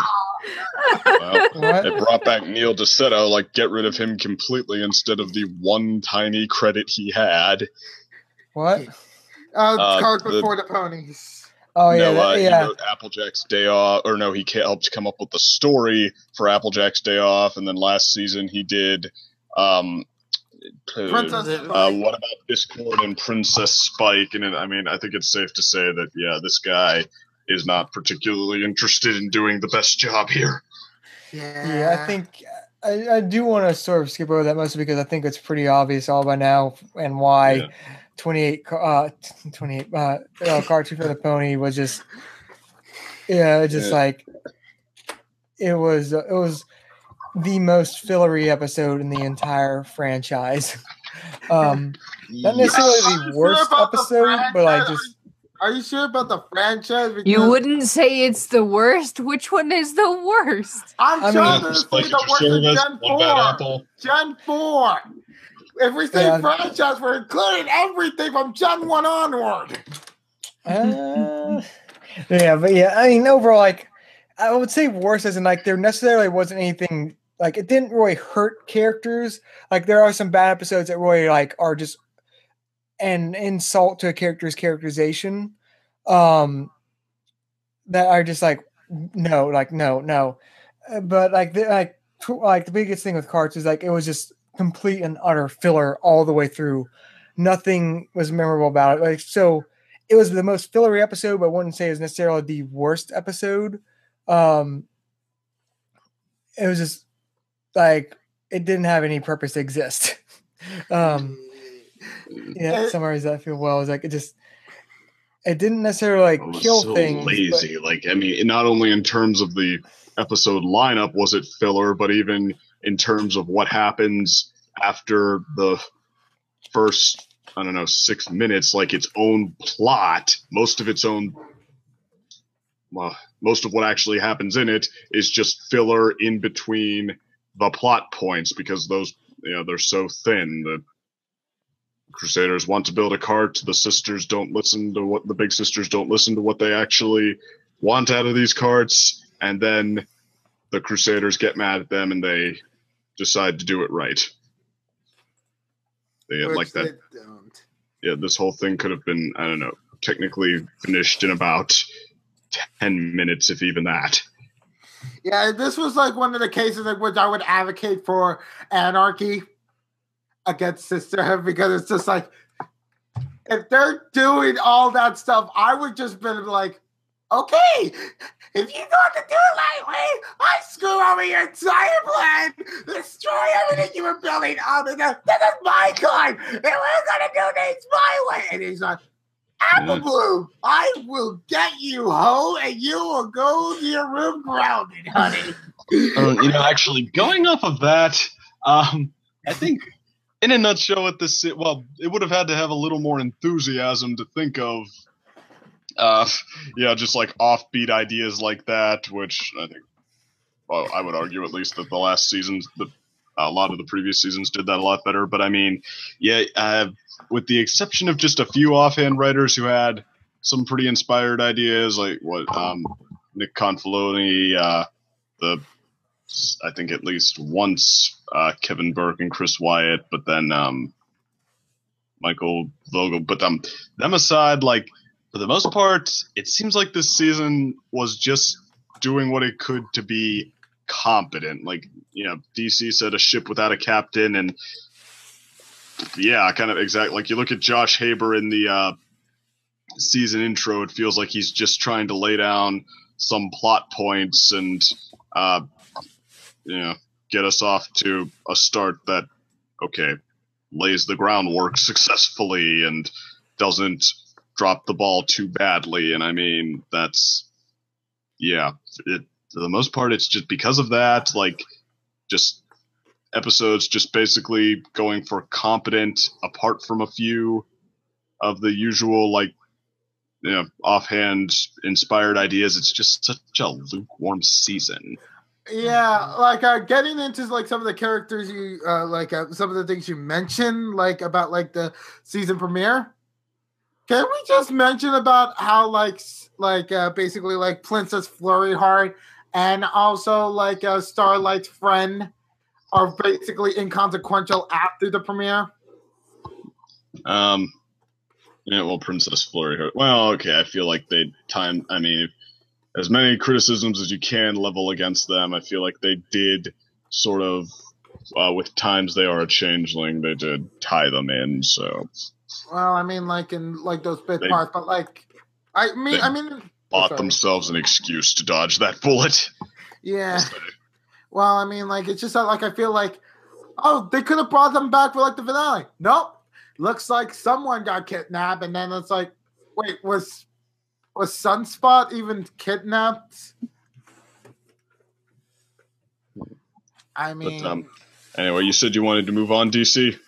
Yeah, just sort of like closing thoughts because I think overall, like, I can offer about this. I can finish up on a ship analogy, but do you have any other ones? All do you have any like negatives?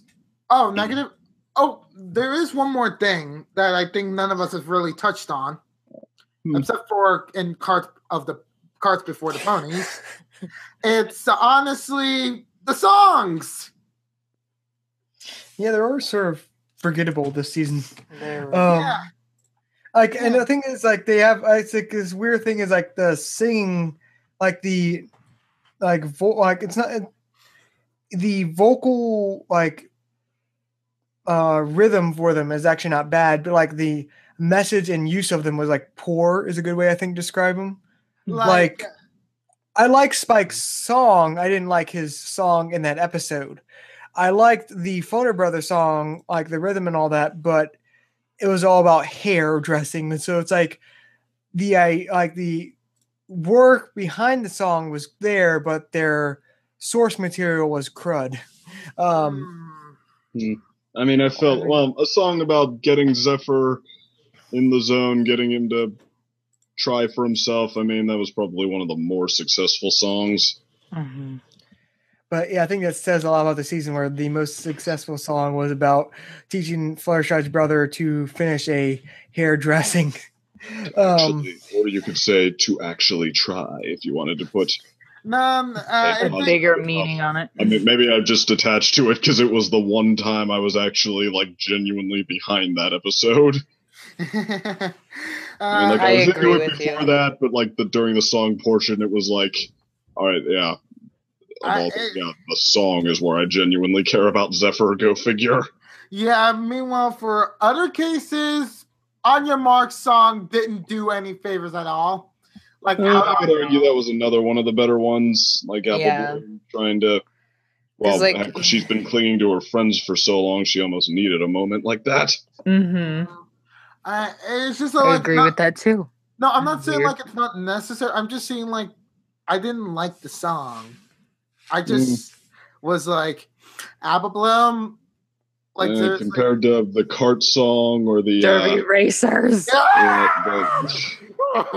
Or It's Gonna Work from Spice Up Your Life. Yeah, better than It's Gonna Work from Spice Up Your Life. But actually, that's another thing where, like, again, the Fault in Our Cutie Marks. The Spice of Your Life, go back to Spice of Your Life, is they actually had a good rhythm beat to it, but like again, the source material behind it was just so blah. I think the style behind the song was great. The single best song was I would probably have to vote for Pinkie Pie's song about presents in the present.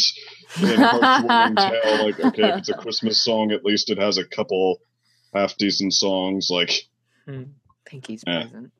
Song, that's the 1, 2, 3, 4, 5, 6. It has as many songs in that episode as the whole season did in other episodes. There's only like 6 songs in the whole season, and then Heartwarming Tale has 6, so there's 12 total. But like, it has so by sheer odds, you'd think it would include the best one. Yeah. Except for the best one of all. It's the Pie Sister Swap Day song. Oh my god. Hey. Mod steals the show in that song for me. Yeah, but that actually was a good. That was a good negative thing to bring up. Is that songs were like a lot of the season just forgettable. Including the but like any other negatives we're closing up on? Shall I go through them episode by episode, or? Nah, we want to. There's one more subject I want to discuss, and then possibly a star reaction. I'm still undecided about that. We'll see. So closing thoughts. No, there's closing negative thoughts. There's one more segment. I'm Okay. done. Brief I think we covered a lot of it. Yeah, I think we I'm pretty basically sure, went like, yeah. we killed it. We Alright. killed season 6 like a puppy. But Why yeah, a puppy? Good lord! You killed puppies? Going back to my closing discussion on the negatives, like I said earlier with the ship analogy, which I'll be revisiting this season. From what I understand, Megan was pretty much off for this season because she was working on the movie. If she was a captain for this season, I really, really hope for season 7 that she came back. Because I know second you have issues with Megan McCarthy, but if this is what the result of when she's gone, I think you can agree that it's better for her to be back. That's not fair. I was thinking of her God, it was like, oh, everything's gonna be great, isn't it? Life is pain. But moving on to like the final segment, which I just want to keep this short because I think going on for approaching 2 hours for just discussion. This is surprising even me. What are like just some quick improvements you would say that you would want for season 7 going on from this season? Like this is sort of like how would we, because we said we brought up problems we had for the season. Here are some ways we could say we could fix it in season 7. But I want to keep it overall like short, like quick, short things you think we could improve for season 7. Arcs, character arcs, specific, get stories getting into their specific traits that do not change based on what you want to happen in the story or what you want or what conventionally happens in these plots. No, show us wherever these characters are at now, how that changes, how that develops based on their life experience and on playing off each other. I guess Josh and a crowd, a quick one from what we were just talking about. Good memorable songs, but also because I was just reviewing some of the stuff from this season, more epic, I guess, songs. Sort of like Winter Wrap Up or some of the other seasons that just felt like these grand displays. All of the songs this season were just like very subtle.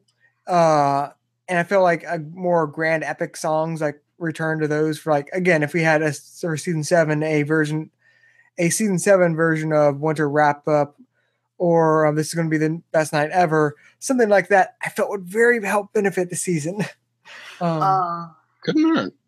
To add more to the songs you just mentioned, make sure the songs are not at the end segment for the episode. Just a word of mouth, because. But I loved how shocked Rainbow Dash was when Fluttershy started singing. It was really funny. Did you actually watch my Sassy Shy video? Yes. Oh yeah, that's like the one caption I had for that. It's like yeah, that's somewhere like she was not answering if she. I know. I was like, that's a good point. And then Rainbow Dash's reaction to that is basically sort of like that's not answering my question. She's like, okay. It was really great. But yeah, like that's like the sort of like gosh, we're train of thought, but songs that are what was the thought? We were just talking about songs. This was a good point. Don't put them at the very end of the episode. Don't put them at the very end. Unless they're just like playing us out party songs after a hard-won victory. I kind of like moments like that. Yeah. Is in bloom. Exactly. Also going again, I guess might as well get this out of the way. You should have known by now I've made a whole video about it. More Fluttershy, please. Oh my gosh.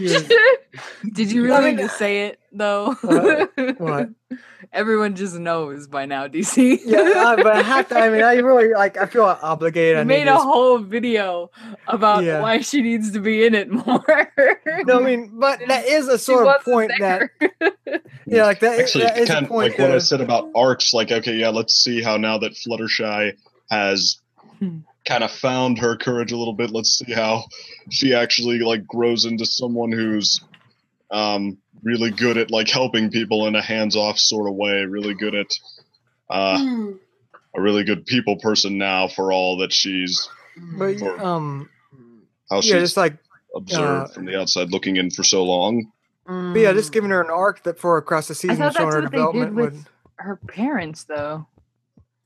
What do you Didn't mean? they? Like, Wait, or well, maybe I'm Like they showed misunderstanding. her, like they showed her helping and all that. But I think he was just talking about a long, like sort of like Rainbow Dash's Wonderbolt, sort of like arc. That wasn't the best executed, but like the idea of like it's an arc going through the season for her. I think all the main six could benefit from that. Yeah.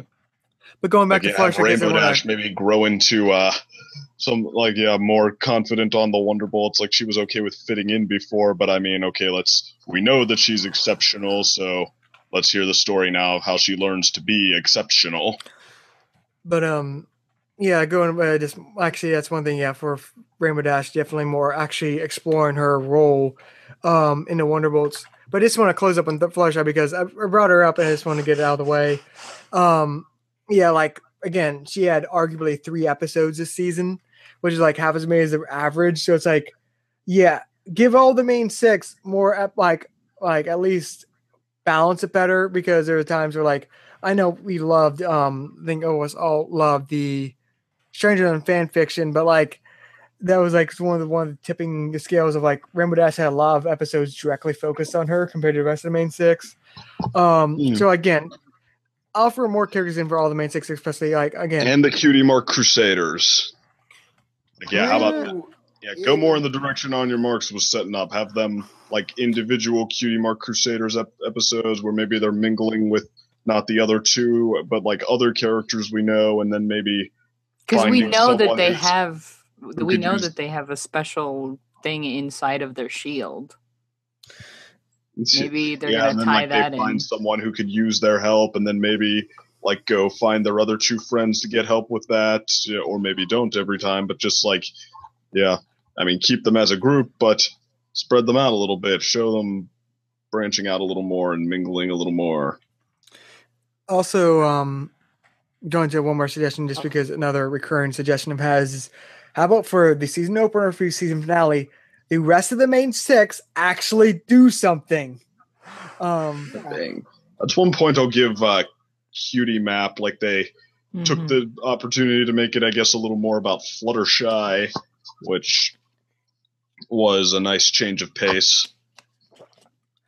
I mean, but like she really just did a very subtle part in like the second part. I mean that was an improvement, yes, but like it's just like one of those things that even at the end of the day, who saved the day? It was the alternate main 6 that was the town folks, the West Coast main 6 is I think right. I was gonna call them the flank four, but after the finale, I'm like, we have our new flank 4, and it's the anti-heroes now. Well, the typical question everyone asks for when you're determining who the story is about, who goes through the arc in that story? The Cutie Map. I'm lost, but I'm also tired. Well, it's not really Twilight because she's singing the same tune the whole time.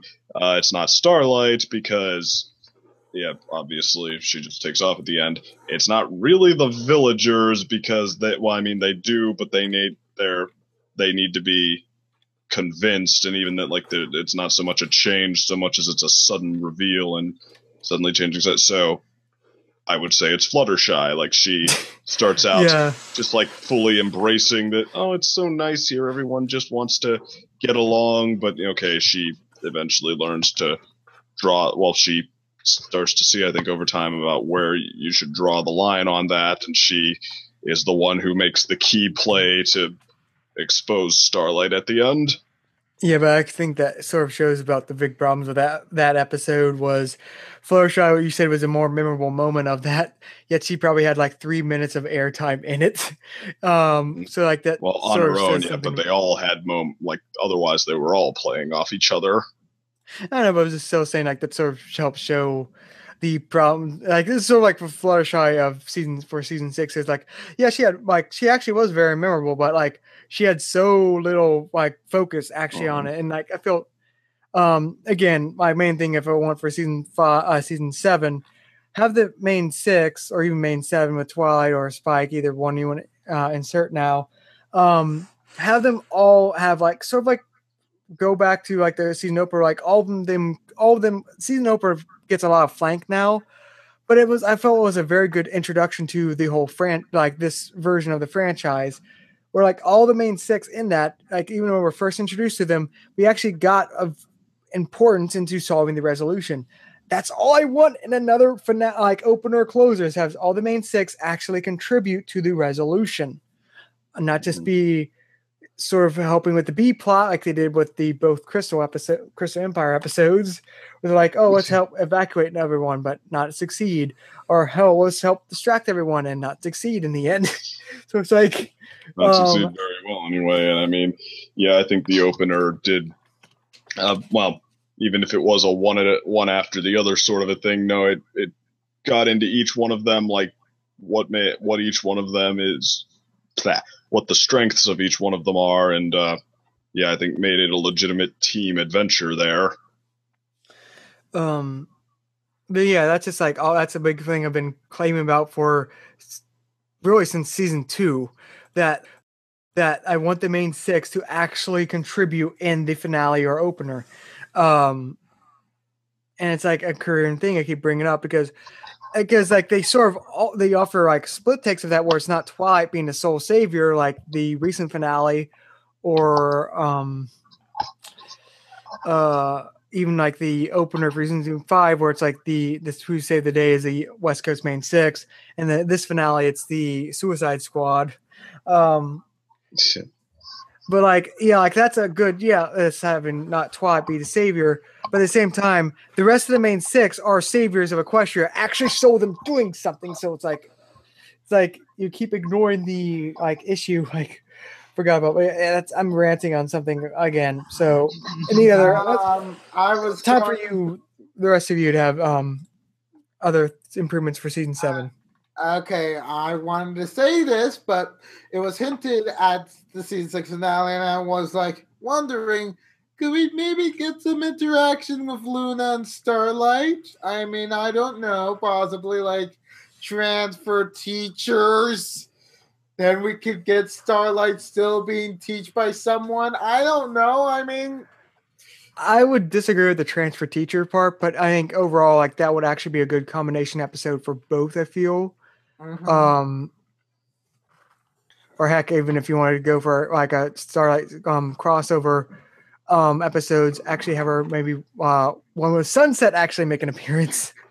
Like it could happen at the Sunset Festival. Like, whoo, Sunset comes in all of a sudden. It's like, what the heck? But yeah, I mean, I guess that would offer good contrast. Like that would be a great opportunity to finally say, like, try, because they're trying to really get her out of like the Sunset clone. They're still trying to separate her from that, sure, even like, because right now there are aspects of her personality that are different, like very different, but they're different in like we don't like her what sort of ways. So yeah, that would be another. How about just a not developed enough kind of way? Yeah, I was getting good vibes off of Starlight closer. I've talked about it in the React because, like, I feel like she's like I am, where I have this huge social anxiety and I just can't talk to people very well and I don't express myself very well. So I stick to the things that I do know and kind of try and use that as a way to communicate how I feel and talk with people with it, even though they might not know much about it. And so like that was what I got off of the episode, the one that I keep thinking, yes, that one where I keep saying that it needed to be a little earlier because she kind of seemed like she progressed past that with the whole Trixie episode, but I felt like it sort of rounded her out a little more comparative to how we saw her in the the opener, the premiere. Crystalline. Yeah, that one. Like, we got hints of it, but then that episode really embodied how she reacted to it in general. But I mean, her characterization, especially at least in the finale, was I felt they're getting better at characterizing her, but they're still not like, for example, with Sunset. We discussed this in the Everfree video that we can all agree that Sunset is still the better character. Yeah. And that's just going back to that is like we still like all the like the most of fandom besides those who refuse like to watch the things like I think Firefox Golden Fox like still refuses to watch a second Equestria Girls film, but like we all love Sunset. Like we all find her like a very developed, interesting character. We're not to that point by far with Starlight. So well, yeah, I mean, I feel like we find Sunset a more fun character who's hit her stride. I mean, if you look at the traits, I feel like I don't know if the one has shown to necessarily have that much more or less potential than the other one. The key is it's like how you play them, how you utilize them. I think is more so. I think that's the key here. Starlight hasn't been poorly developed; she's been underdeveloped. I would have more and a lot more expansive than what we got. I would have to say about like in the sense of comparing the two, like for Cadet, what she said about Starlight from every little thing she does, I would also agree that in that case I would also be able to relate to her. But it's like that was the episode that was able to gravitate towards her, but not everyone else does. I feel like Starlight kind of differentiated herself in that episode and in the finale, in the sense that she sort of became like the Fluttershy version of Sunset. It's weird. Like, she's more the introvert, while Sunset's more the extrovert. Like, you could clearly see the difference she has. And I feel like she has a very good comparison to, say, Rainbow Dash in that department. And, like she's very much like, you could see, like, how evident she wants to make a strive for herself and make changes. While Starlight's like, I'm groveling over the mistakes I made. I don't know where to move on. I just want to be in the background. I can't be the leader. It's like, all denial. Actually, this does remind me of a thing I wish for would have happened this season, and also brings me to a thing I do want for season 7 is we never really got a Discord and Starlight episode. I mean, we got with the finale, but they weren't really interacting too much in the let's interact as friends. Where it's more of a we have to save the day, or for Discord's case, we have to save Fluttershy. So like they're on a team, but they weren't really friends, sort of thing. Which I felt that was a great, at least better than the Christmas Carol parody episode. Would have been a good episode for Starlight to have. Hey, here's another reformed villain. Let's see how they're different and how. I mean, that would have been a good episode idea. And this brings me to a different, but with related Discord episode for season 7. Is like, yeah, I've been wanting another Fluttershy Discord friendship episode since. Really since season 3. I mean, we could argue with the make new friends or keep Discord, but that was more of a Discord focused episode. I want another episode. It's like, hey, let's have an entire episode like a Discord and Fluttershy tea party. Like, it sounds stupid, but I feel that would work as an episode. Just something where we get to see their friendship, but like we're not like, because we see references their friendship. In the finale, we get to see Discord cares for Fluttershy and Fluttershy cares for Discord. And we get hints of their friendship, but we still actually don't have episodes focused on that friendship, which feels like it's sort of like with the CMC, with jumping from the on your cue marks to jumping to Gabby Gums with only that. Oh yeah, where it felt like there was an episode missing.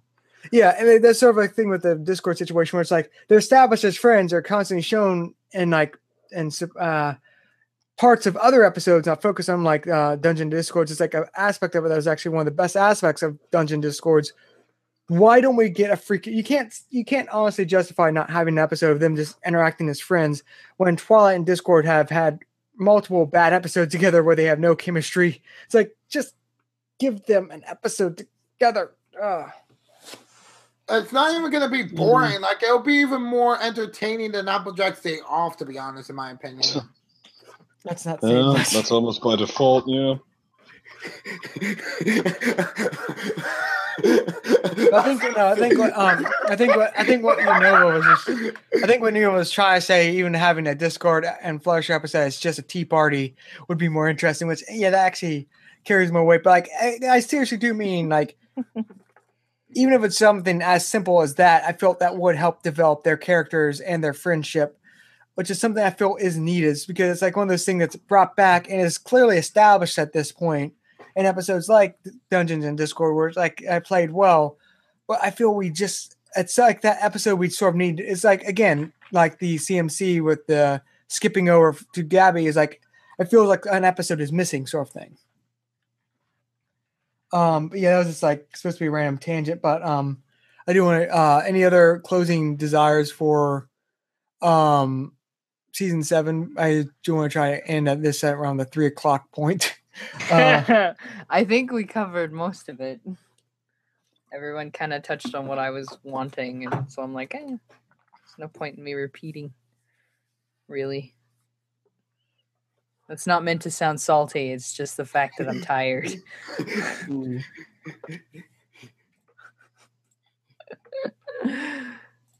I can't believe with only the 4 of us we were able to reach nearly 3 hours. Good Lord. Well, I think it's more 2 hours because we started later after 1. So, but still, without an episode involved, we've discussed this for a while. Fourth wall, you guys. Fourth wall. But I guess second, do you have any other final desires for season 7? What is your heart's desire? My heart's desire is for Spike to actually help another species next season. Oh God. Yes, we will get more leadership roles be helped by Spike. Let me just bounce off that. I would actually prefer necessarily not to get a new friend, but actually to just revisit some of his older friends. And I want to see the Phoenix. Where's the freaking Phoenix? Oh yeah, come back, please.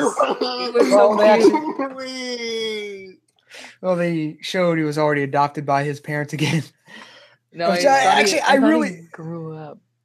No, like his. No. No, they show in background details of photos about the parent Phoenixes came back, got him, and left. Oh, and okay.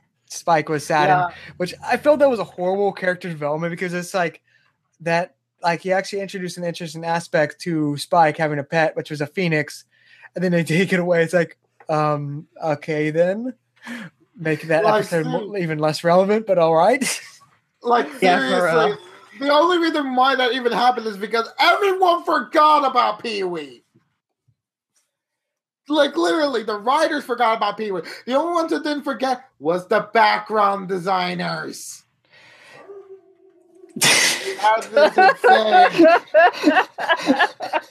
Was that yours, DC? Yeah, well, perfect timing. The pets resonates with the call for Pee-wee's return. And then my cat jumps in to laugh at the same time.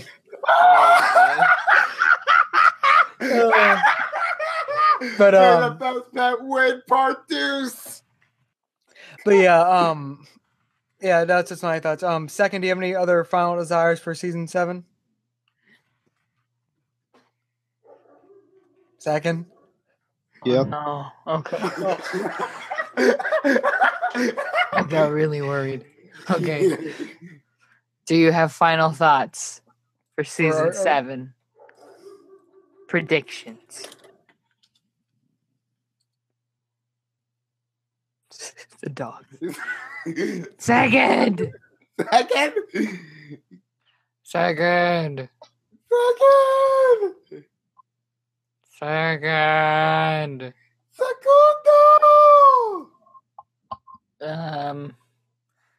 don't. Okay. Second. Are you there? If you are, we can't hear you. If you fall asleep again, clap once. Blink once if you're awake. Blink twice if you're asleep. Did you blink? Or did you blink? Wow. He's not here. Hello? Yeah. Even though you all were the right, I most guess Ah! This has been a test from the emergency wake-up system. This was only a test. Lies. Lies! Slander. Slander! God. Yeah. Hello, second. Air horn, second- $5. What Cat on happened? the way out of the store, $1. What Payback happened? for last week, priceless.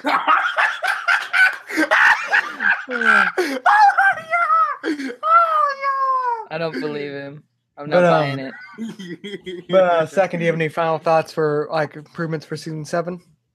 Final thoughts on improvement. Final thoughts or improvements for season 7. Sort of both. Predictions. Both, sort of. I mean, well, okay. So just final thoughts. I mean, I don't know. Well, here's a prediction. It'll probably get at least a little bit better if they'll be coming out swinging after the movie. Like, thing is, season 7 is actually supposed to happen before the movie. well, the movie's probably been written by now. I mean, I'm guessing production. Oh, that's what you mean. Mostly Just like be the over. writing. You mean the writing part? Yeah, that makes sense. But but I mean, yeah, this season, well, like I said, it seemed like it was just trying to get its act together as it was going. That it didn't exactly have the strongest sense of the characters. Again, very much like season 3, except season 3 seemed like it was trying to be this big special finale. Well, yeah, in addition to all of that. So going through, like, it seemed like season 3 had both higher highs and lower lows. And I mean, I guess since it was half as long in the literal sense, you'd have to say that 6 brought more to the table, because, like, if you added up good episodes of each, yeah, season 6 would probably come out with more. But I mean, if you're talking pound for pound, and yes, I did actually take the time to look through and do this, just like the 2 best episodes of one against the 1 best episode of the other, and all the way down, season 3 had all the best episodes of the 2 and all the worst ones as well. Like, it came out an absolute tie with, yeah, season 6 not as good and also not as bad. And I guess if you were going to twist my arm and force me to pick one, that, yeah, I'm happier that the one with my favorite episodes of the 2 exists. So, yeah, I guess I might actually pick season 6 as the worst season. Okay. Dang. But yeah, actually, I can understand that sentiment, because I feel season 3, it was a rush season. Even the writers admitted that they were rushed by Hasbro. It had some very good episodes with it, just some flawed episodes, like Spike Your Service, or just like broken episodes. I mean, even Games Ponies Play had some funny aspects to it, even though I don't like that episode. And then, like, again, if you should know, and now, like, Keep Calm Flutter On was possibly my favorite Fluttershy episode in the series, and easily probably Dave Polsky's best written episode. I don't know, because I mean, as much as I liked Keep Calm and Flutter On, I also really, really liked Too Many Pinkie Pies. Yeah, that Which too. are both in the same season. Yeah. I did not like that one. But that's not what we're debating right now. I mean, like, at the very least, it's not one bad apple. But yeah, so what? Yeah, I guess. I mean, what others closing thoughts before? Nothing else. Oh. Move on. Right. Well, I guess see y'all. Well, next I think Sunday we're actually. Oh God, I didn't know it was the end. I thought you had something else for us. No, like you said, this is like closing thoughts and 7 suggestions. Oh, I thought. Okay, never mind. They sort of go hand in hand, because if there's. No, I'm tired. I'm sorry. Continue. Again. All right. I guess see y'all again soon, and can't wait for season 7. May season 7 be lucky. Ciao.